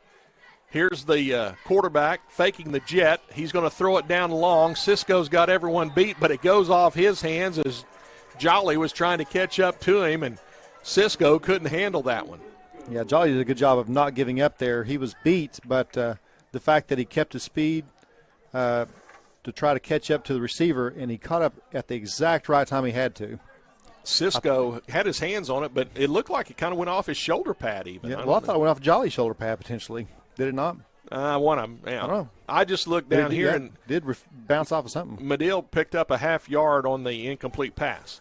It's 3 receivers right, 1 receiver left, gun and 1 in the backfield. Robertson wants to hand the ball off, does, and the running back is just smothered in the backfield. First one there was Weileman. I saw Green come over. Robbins getting up off the ground. Oh, my goodness. It's no gain, and it's 3rd down and 11 to go for the Wildcats. The Panthers were ready for that. I think the ball's going to be going to number 10 right here. Twins each side. Robertson back to pass out of the gun. He's going to throw it out on the far side, and I think 10 caught it over there and is tackled by Deacon Davidson, but right at the Pauls Valley 45-yard line, and that may be enough. That is enough for a first down and 10. How'd you know? Well, because I think they finally figured out if they have a play they've got to go get some yards, they throw it to Northcutt. Throw to their possession receiver. Throw it to Northcutt. There you go. Twins each side, gun and one. Robertson rolling to the right side, throws it out on the corner, caught by Cisco. Jolly tackles him, but not before he spins into the Pauls Valley 30-yard line, just inside the 30 at about the 29. That's another first and 10 for the Wildcats, and they're moving down the field. Did they spend their whole first half trying to establish the pass? I'm not sure why you run the ball 15, 20 times in the first half when you don't have any success at it. Robertson's right arm is going to need some ice on it after the game. It's like a pitcher, I think. Here's Robertson looking left. He's going to throw it out left. It's going to be caught, and Davidson tackles the receiver Northcutt over there again. That was 10. Again, Michael's man over there, Northcutt, tackled inside the 20 at about the 17. Deacon has a tough assignment tonight. He's got Northcutt over there, and Northcutt makes a lot of catches. Here's Robertson. Now it's a fumble on the exchange in the backfield, and Robertson has to fall on it back at the 20-yard line. And so it'll be a loss of a couple, 3. Let's go second down, 13 for the Wildcats. They've got the ball at the Pauls Valley 20. Michael's pet peeve there. Why you even, if you were going to hand it off, why even try? You just throw the ball. Throw the ball. Here's trips right, one left. Robertson. He's going to run the mesh play. He's going to hand off. Oh, running back got outside on the corner. He's at the 10-5, and he's in the end zone for the touchdown. Wow. You think just when they can't run the ball, they run it in from 20 yards out, and the Wildcats on the scoreboard for the second time tonight. That was number 20 that we don't have on the roster, so I said it was Sandifer, but he wears number 16 on our roster here. Somebody scored for Madill there. They've got the swinging gate set up on the left side. Now they move over. Didn't cost them a timeout this time. Yeah, they figured out the swinging gate finally, and first half they had to call a timeout. Or no, they got the 5-yard penalty. Here's the point after try. This one's up and good. I thought that one looked like their first one, but their first one they said was no good. Anyway, 35-13, Pauls Valley leads Madill. 45 seconds left to go here in the third quarter. So I was trying to remember the swinging gate did cost them 5 in that first half, right? Because they couldn't. Yes, that was correct. It was a delay. Yeah, delay. So they get the swinging gate right here, and then the point after, which in the first half looked good, but wasn't, was good here. So let's talk about the history of the swinging gate. So how many teams actually utilize it? Usually they just line up in it and always move to the center, kick the extra point. I mean, there's very few teams that I've seen that actually will throw the ball out there or try to utilize the trickery of the play. Of the setting. Yeah, I've seen more come back and just kick it conventionally than anything, but I have seen a few, like you said. But I guess you kind of have to look and see what the defense does to react to it. But here's the kickoff. It's an onside. Madill's offside, and Pauls Valley recovers as Patchell recovers at the 50-yard line. Pauls Valley will decline the Madill offside. Oh, that's a dead ball in high school. That's right. That's a dead ball in high school. That's a automatic 5-yard penalty. So Madill will try it again from 5 yards back. From the 40, they'll go back to the 35. Trying to get a little ahead of myself there, but if you're offside on a kickoff in Federation rules, it's a dead ball, and you got to kick it from 5 yards back. I was just pleased that the official saw the offside. Because I tell you, the Madill's going to wonder why they were always found out on the penalties, but the Panthers have had very few. Running up to catch the kickoff this time deep was Jaggers, and TK returns that to the 41-yard line in Pauls Valley territory. Now put it, we'll go 41. 41, let's go. Yeah. Back into the footballs on the 41. So Pauls Valley has it at their own 41. 59 yards away from somebody running for a touchdown here. Wishbone in the backfield, split receiver this side, tight end far side. Handed off to Weileman. He's trying to get outside on the corner. He's got the corner, 45-50, and out of bounds on the Pauls Valley sideline inside the 50 at the 47-yard line. First down and 10 for the Panthers. Well, the Wildcat offense defense is just they're just not very fast. I mean, the Panthers are just getting it to the edge. And we got a hold. Holding. Oh, my goodness. Yep. Didn't even know that happened. The official, the flag was at the 49-yard line, so mark it off from there. That'll take it back to the 39. Pauls Valley's play started at the 41, so it'll be first down and 12 for the Panthers. You know, Tony, this bodes well for the Panthers against Plainview, I would say, because the Plainview had all they could handle. It sounded like against Madill last week, and the Panthers have really handled the Wildcats. That was at Plainview, and Pauls Valley goes to Plainview, the final game of the season. Here's Humphrey keeping it himself and getting tackled at the 45-yard line. So Justin picks up the couple of yards lost, which ended up being a couple of yards lost on the penalty, and then 3 more, so it'll be second down, 7 to go, and that is the end of the third quarter. So after 3 tonight here in Madill, it's Pauls Valley 35, Madill 13.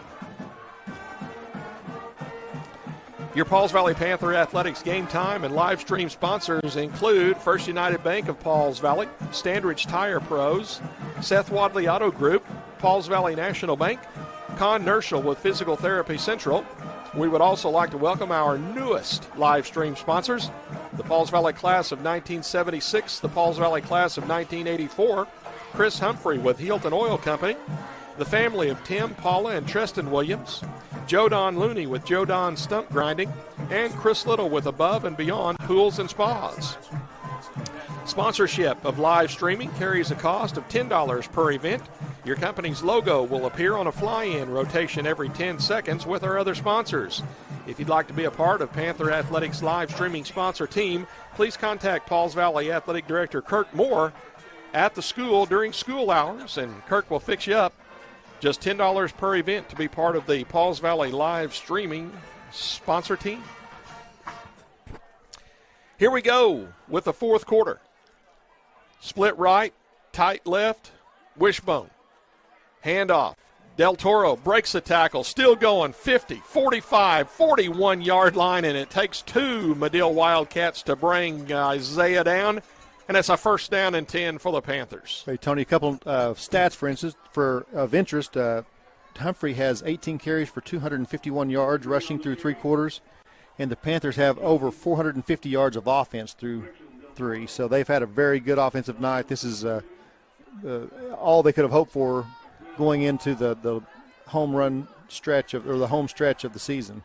You know, Mike Gary doesn't come up to the press box very often, but when he does, we're going to let him. Yeah, he brings us some information. Mike's up here with us in the press box here tonight. Here's Humphrey on the quarterback counter play from right to left, stiff arm and tackled at the Madill 30-yard line, and another first down and 10 for the Panthers. So Humphrey just added about 12 there. Something like that. Put him at the 29. First down and 10 for Pauls Valley. Justin may be over 300 before the night's over with.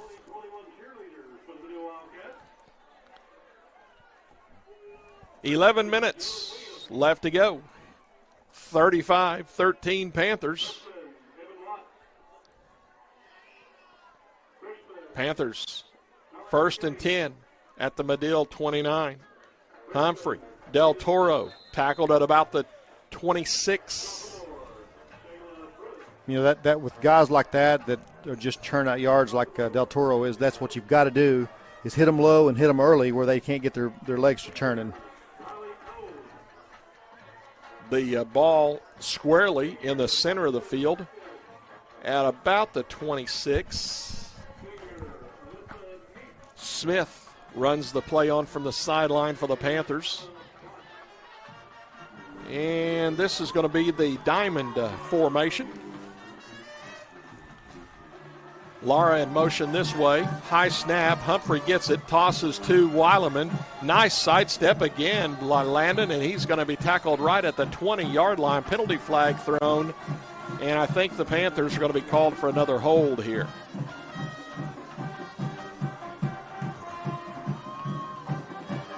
The officials are discussing it, but the umpire in the center of the field threw it. It is holding called on Pauls Valley. So, after not many penalties in the first half, the Panthers have picked up a few here in this second half. The officials have decided to throw some flags. Ball marked back to the Madill 37-yard line. Second down, 20.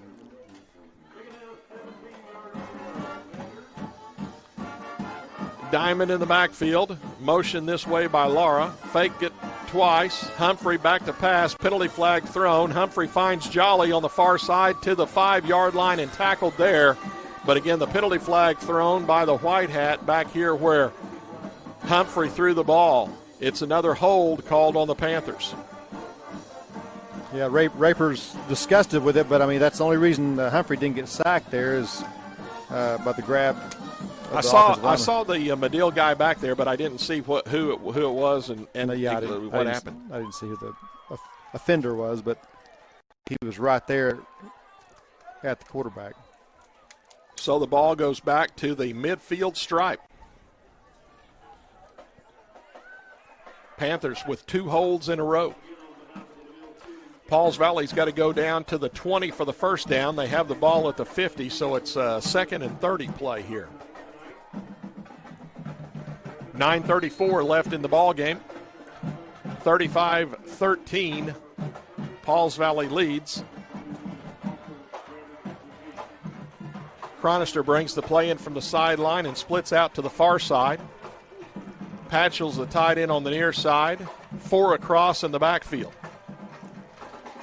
Humphrey takes the snap, is going to run it himself. Cuts inside, now tries to get outside, but can't do it. Picks up only about 3 or 4. Nice tackle by the Wildcats.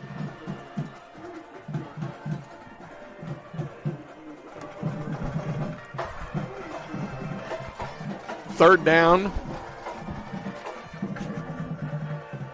for the Panthers at about the 46-yard line in Wildcat territory. 3 come to the right. 1 goes to the left. Pistol in the backfield. Humphrey, straight back. Being rushed, steps up. He's in trouble, trying to get away. Tries to pull away, but can't do it. Going to be tackled after a short gain.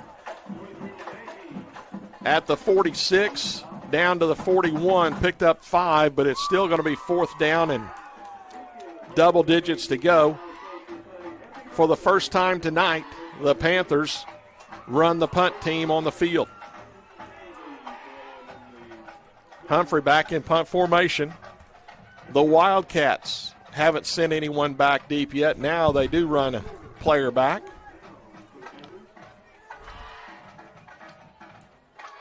Everybody's set. Snap is low to Humphrey, but he grabs it off the turf, gets his right foot into it. Coming up to catch the ball is the Wildcat returner, tackled immediately. Good coverage by the Panthers. Coates was down there. Del Toro was down there. I thought that was a flag, but I'm not sure what he threw down there. That's his little beanbag. Well, I know, but there wasn't a fumble, so I'm not sure. What would have been the reason for that? It's where you catch the ball. So they do it every time? Yeah. Okay. Yeah. Throw your beanbag where you make the catch in case you have to mark a penalty or something. Mm-hmm. So Madill has it 1st and 10 at the 21-yard line. Robertson back to pass. He wants to load up and come down this way to Coates, and it's going to be knocked away. Good defense there by Deacon Davidson. Deacon never got his head around, but the official says it's incomplete. It'll be 2nd down and 10. Well, that was one of the cases where, Deacon wasn't face guarding. He just was close. He was trying to get there. Yeah, so I don't think that was interference. The line of scrimmage, by the way, 22-yard line. I think I said 21, but 22. So 2nd down 10 for the Wildcats. Madill will go with a couple to the right, one to the left, gun and one in the backfield. Tight end on the left side of the line as well. Here's that quick pass outside, caught by Cisco. He's hit by Jolly, and Humphrey comes over to help and finally gets Cisco on the ground at the 34-yard line. That's enough for a Madill 1st down and 10. I'm not for sure it is. Oh, I thought it was. Is it? Well, sure. Oh, yeah, they're giving it to him. Yeah, I thought it was. Yeah, 22 to the 34. That's 12. I know, but I just thought it was. He was short. waiting. Huh? The official was just waiting. Oh, I see. Yeah. 1st and 10 for the Wildcats. They have it at their own 34-yard line. Gun and one in the backfield. 2 to the right, 1 to the left. Robertson, quick pass outside, caught and down immediately. That was a nice I think he's play. incomplete. That wasn't? Okay, yeah, incomplete. Well, I was just watching our defensive back that came up. Jolly just, yeah. He just came roaring up there. Yeah, Jolly has got that figured out, that quick pass. And it would have been a good catch had he caught it, but Jolly, I think, actually got his hand in there and knocked it away. Yeah. 2nd down 10 to go for Madill. 7:03 left in the ball game. 35-13, Pauls Valley with a lead. Twins each side, gun and one. Robertson back to pass, throws it to the Madill sideline and skips it into the turf and into the Madill bench. Incomplete, 3rd down 10 to go for the Wildcats. Pauls Valley. Tony, we're coming back over here. Sweet Number 10, Caroline. Northcutt will get the pass thrown to him here. 10 is over here, and Deacon has him man-on-man over here. I think it's going to be a post over the middle. Trips left, one receiver right.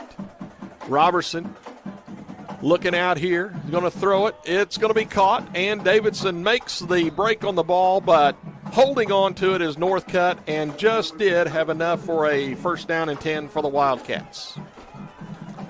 Deacon played that one just about as well as you could. Yeah, that was just a. It's hard to cover. I mean, this guy's about 6'3". Yeah. And in high school, that's a hard cover. Madill does not put heights and weights on their roster, so we just go with names, and some of them we don't even have. Cisco drops a pass across the way. He was tackled in the Madill sideline by Jolly anyway, but had already dropped the pass. So 2nd down and 10 for the Wildcats.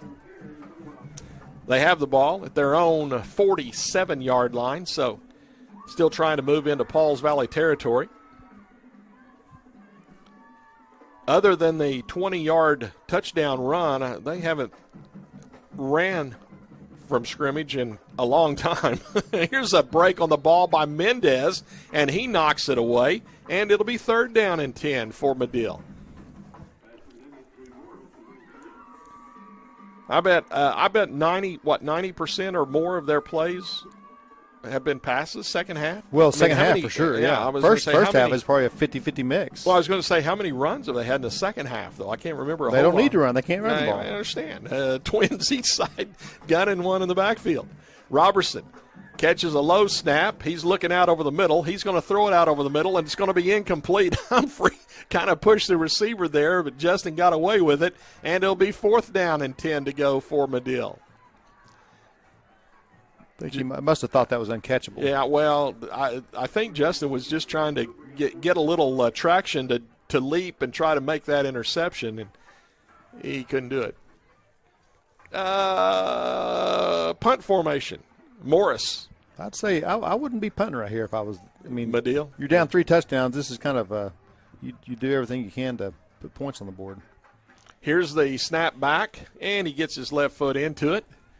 Pauls Valley has Humphrey back deep, but he kicks it to the sideline and out of bounds into the Pauls Valley area, and they'll put it right at the 25-yard line. So 1st down and 10 for the Panthers at the 25 with 6:14 left in the ballgame, and a 35-13 Pauls Valley lead.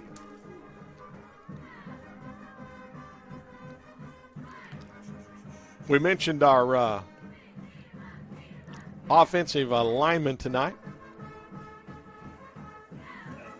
I did want to say I saw for Pauls Valley running in Keandre Dixon, 56, the sophomore.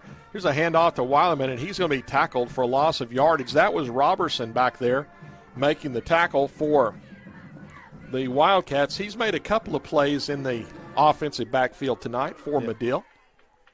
Loss of almost 2. Second down, 12 to go for the Panthers. Yeah, you haven't seen a lot of that, of blitzing or shooting guys. But, against the Panthers, I mean, until they show you they can beat with the arm, I'd be getting guys in the backfield to try to disrupt that potent offense that they've established as a running game. Wishbone in the backfield.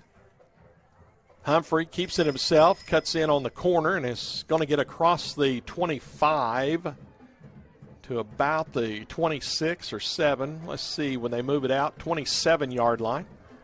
Third down, about 8 to go for the 1st and 10.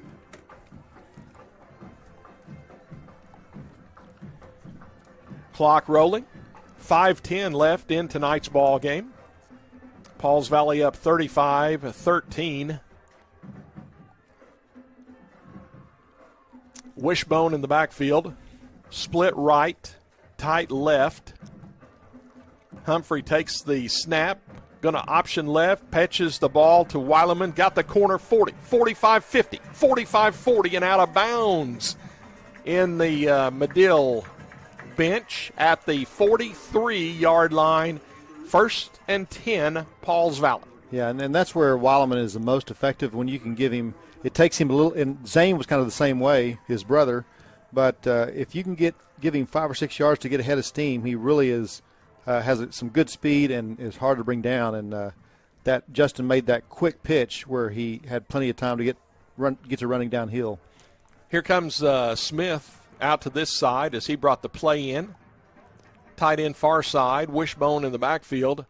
Humphrey under center. Going to hand the ball off to Del Toro, and this time Isaiah stood up and pushed backwards. Mike, you're over there. Weileman with that nice run. We've talked about Humphrey tonight, but, gosh, Weileman's got some yardage too over there. I don't know if you've got how many he's got tonight, but Landon's picked up quite a bit too. It's been a night for the Panthers here. We've talked about Humphrey's running, but Del Toro's gained yardage and Landon's gained yardage. Yeah, Madill has not done a lot to stop the running game. Wishbone handed off to Weileman, tries to cut back inside and just backs his way inside the 40 to about the 37-yard line. So Pauls Valley is going to be faced now with a 3rd down and about 4 call. Bringing out the heavy and putting in other heavies. Here's the heavy. Cujo and Patchell, I bet they line up on the right side behind the guard tackle. Yes, they are. And Weileman in the Wildcat takes the direct snap, going to run behind, but can't find much room, and it's going to be pushed backwards. Landon got kind of stood up over there, tried to get behind the guys and get a push, but couldn't quite do it. 4th down and about 3 to go for the Panthers. The Palm Squad, the cheerleaders, the Pauls Valley Band having fun here in this 4th quarter tonight. Panthers going for it here. Wishbone, split right. Madill jumps on the defensive line, but nobody threw a flag, so the Panthers call timeout. I think it was just a head bobble. Yeah, I thought that head got in the neutral zone, but I guess it zone? didn't. Yeah, I guess it didn't. I mean, I don't have a good angle on it. The officials are looking right down the line. So here's a question for you, for the fans. Okay, all right. So would it not pay you to back off and maybe play 6 inches to a foot further back in case you do have? Well, sure. What is the neutral zone, Tony? Tell us what the neutral zone is. It's the length of the football. So you can't get within the length you of the can't get it, football yeah, of the exactly. football. Yeah. So if you No, lined up, no. The football is the neutral zone. You so can, if you don't cross the if you don't get the on head of the football, correct. then you're okay. Yeah. He didn't do that. Yeah. Okay. I'm not going to. So if you lined up 2 lengths off the football, that gives you 2 lengths of the football to jump and not be offsides. Sure. Yeah.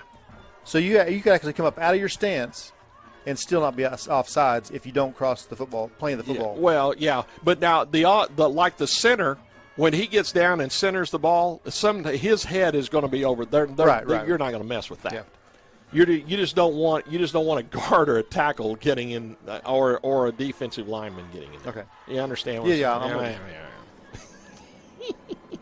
So what about when the center goes up and he lifts the football up and moves it up? You're not supposed to do 3 that. feet? You're not supposed to do that. That's not. You're not supposed to do that. They're not supposed to allow that. Okay. 4th and 3. Here's Humphrey keeping it himself, pitches the ball out to Weileman, makes a tough catch, has a first down, sidesteps to the 20, to the 15, 10, and out of bounds. Over on the far sideline, Humphrey barely got the pitch away. Weileman had to reach above his head to catch it, and Landon picks up. Oh, we got a holding. Oh, gosh, another I'm hold. not. That was a late flag, wasn't it? Well, I don't know. Well, I kind of looked for a flag and didn't see one, and then that showed up. Well, it's Maybe back it was at hidden by the somebody. 29, so it goes back to the 39. I still like the pitch by Humphrey, trying to get the ball over there, and then Weileman with the catch above his head, and then the nice run. 4th down and actually about 6 to go. So Pauls Valley had a 4th and about 3. Now they have a 4th and about 6 after the penalty. Yeah, 2:32 left to go here in the if not ball for game. those very important If phrase. not for penalties. 35-13. Yeah, 4 across in the backfield. Humphrey's going to roll it to the right side. He's going to throw it outside, and that's going to be incomplete.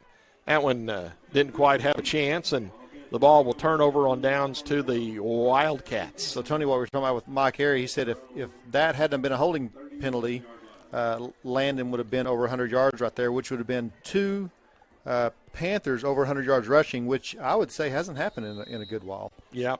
Well, actually, Humphrey's got to be close to 3. 260? 278. Yeah. That's close to 3. Yeah. All right, here's Closer to 3 than Robertson 2. back to pass. He's going to throw it out here. It's going to be off the hands of the Panthers and incomplete. Pauls Valley. Landon Weileman had a chance there for an interception, but couldn't quite gather that in. It'll be 2nd down and 10 for Madill. Yeah, see, Deacon he's a pretty tall kid. I'd say he's probably 6'1 or 6'2. And, Yeah. And Northcutt is quite a bit taller than he is. Yeah. They were just right together there. The reason I make that comment. I'm gonna start politicking for some holds against Madill again. If they're throwing this many passes, they got to be holding somebody somewhere. They're going to throw 500 holds against Pauls Valley. Well, maybe they're trying to catch up on penalties because it was way lopsided there for a while. Well, so it may be about even right now. I don't know. I think the Panthers. Let's hear from our ahead. statistician. Well, I haven't kept them anymore. Mike Harry. Yeah, I got you. He's got penalties. By the way, Madill's 2nd and 10 play, the ball was thrown into the turf, so it'll be 3rd down and 10 for the Wildcats. 2:18 left to go in the game. 35-13. Pauls Valley leads. Twins, gun and 1 in the backfield. Robertson looks right, throws it right. It's going to be caught by Cisco, and Jolly and Humphrey take him out of bounds. At the Pauls Valley 49, 1st down and 10 for Madill.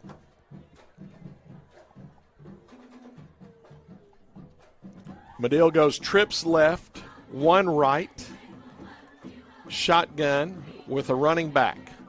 Robertson has to pick it up off the ground, rolls right, and just throws it into the Madill bench. The officials saying there was a receiver close, about 20 yards down the field from that, because in high school, there's no such thing as outside the pocket and throwing the ball away. You got to have a receiver there, or it's intentional grounding. So what is it was probably like, 10 yards away, 15? The receiver was not very close. But the official pointed out immediately, so he saw a guy down there. All right, quarterback's going to hand the ball off this time. Running back gets tackled over on the far side. That's a good one-on-one tackle over there. Landon Weileman. By Weileman. The running back, McGahey, and had he gotten outside or gotten around Weileman, he was going to run for a while, but Landon wouldn't let him go. 3rd down and still about 7 to go for Madill. Wildcats at the Pauls Valley 46-yard line. Robertson, quick pass out to Cisco, makes a catch on his back shoulder and spins down inside the 35. If the game were closer, you would have said, hey, he needed to get out of bounds, but Yeah. right now they're just trying to get another score. At the 34-yard line. 1st down and 10 for Madill. Minute 20 left to go and the clock rolling. Twins each side. Robertson back to pass. Going to throw it outside. Caught on the sideline again.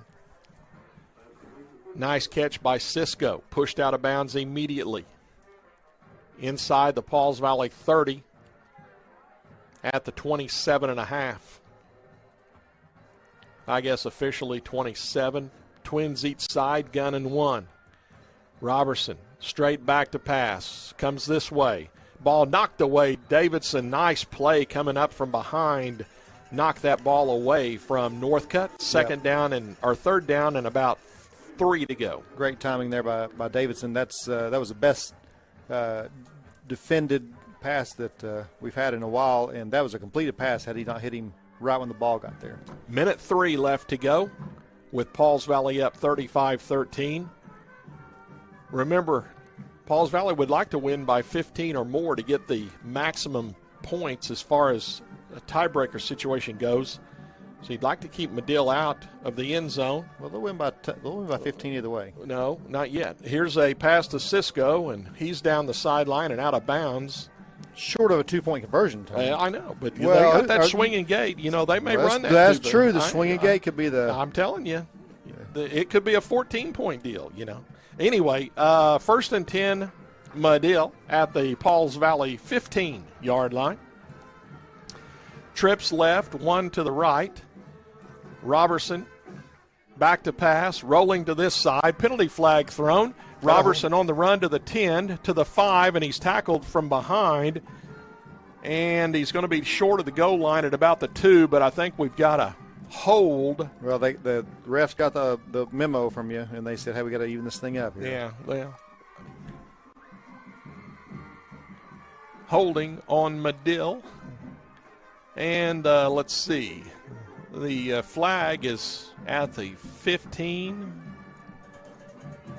Maybe it's 16. We'll see where the official stops. Oh, he puts it at the 25.5. So we'll go 25-yard line. 48 seconds left to go in the ball game. Trips left, 1 receiver right. Robertson takes the direct snap, penalty flag thrown, and the official on the far side said the wide receiver got a running start. So false start on Madill. That'll cost him another 5, so that'll take the ball back to the 30. Almost the 31. They lost about a half yard. That 5.5-yard penalty there. So, with 46 seconds left to go, Madill goes 3 to the left and 1 to the right. Robertson throws it outside, caught immediately by Northcutt and downed immediately by Davidson. And Madill's coaches are saying, let's line up, run another play here. Clock rolling with 25 seconds left. It's 3 right, 1 left. Direct snap. Throw it out here this side. It's going to be caught by Northcutt on the sideline, and he's out of bounds with 18 seconds left to go in the game. And he's out of bounds at the Pauls Valley 15-yard line. It'll be 3rd down and 9 for the first down and 15 for a touchdown. Twins each side. Robertson rolls right, throws it outside. Jolly makes a nice break on the ball and almost intercepts it again, but couldn't hold on to it. It'll be 4th down and 9 for Madill with 13 seconds left to go.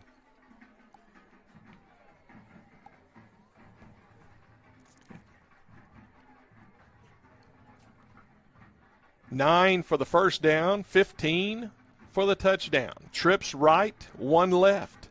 Robertson back to pass, looks over the middle, throws it into the end zone. It's knocked away. Nice play that time by Humphrey.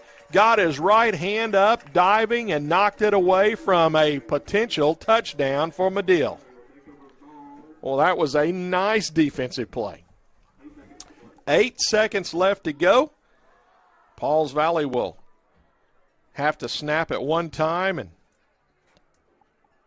take the knee, and we'll wrap this thing up tonight.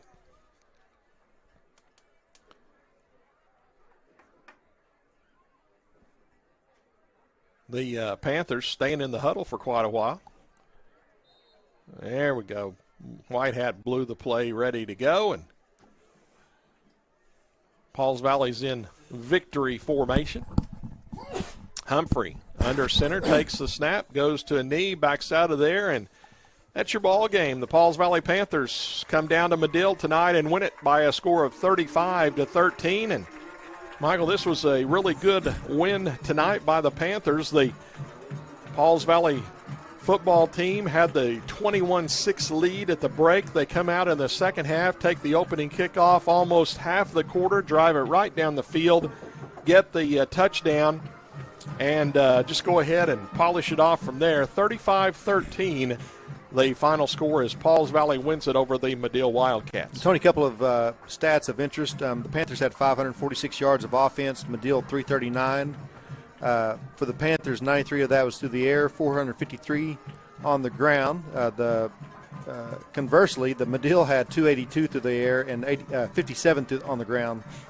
So, you kind of had a tale of two different offenses there, but hopefully the Panthers can build off of that rushing success, and that'll be a precursor to things to come in the future. They've got a couple of tough games that could be the difference between going to the playoffs and not, the primary one being to Plainview. And right now, Lone Grove beat Plainview by 1 point. So that's Sulphur's up on Kingston. Yeah, so those two things don't give you a lot of hope. But the fact that what Plainview did here in Madill, or not here, but against Madill, gives you a little hope. So. Yeah, Madill went to Plainview last week. It was 32-24. Plainview won it. But close game there. If you're just looking at the comparable scores, Pauls Valley comes down here to Madill tonight and just dominates Madill rushing-wise and wins at 35-13. But Pauls Valley is on the road next Friday night right down here in southern Oklahoma, about 8 miles down the road here, I think, Kingston. The Redskins rated 6th in the state this week in Class 3A. But as you said, Sulphur leading Kingston right now, 26-23, I think you said. Yep. The score. In the fourth quarter. Yeah, and so it's going to be a fight down here next week, next Friday night, as Pauls Valley travels down here to Kingston. But we'll come on down here and see how it goes. That's just about all we've got from here in Madill tonight. Got anything else you want to wrap her up with? That's it. Everybody be careful. You ready to head home? Okay. The final score for the final time, Pauls Valley 35, Madill 13. We're right back here in southern Oklahoma next Friday night at Kingston. We'll have it for you 7 o'clock on the kickoff, so be sure and tune in the live stream just a little before 7 for that. For Michael Dobbins, for Mike Airy, for Pauls Valley Football, I'm Tony Malaska. Good night from Madill.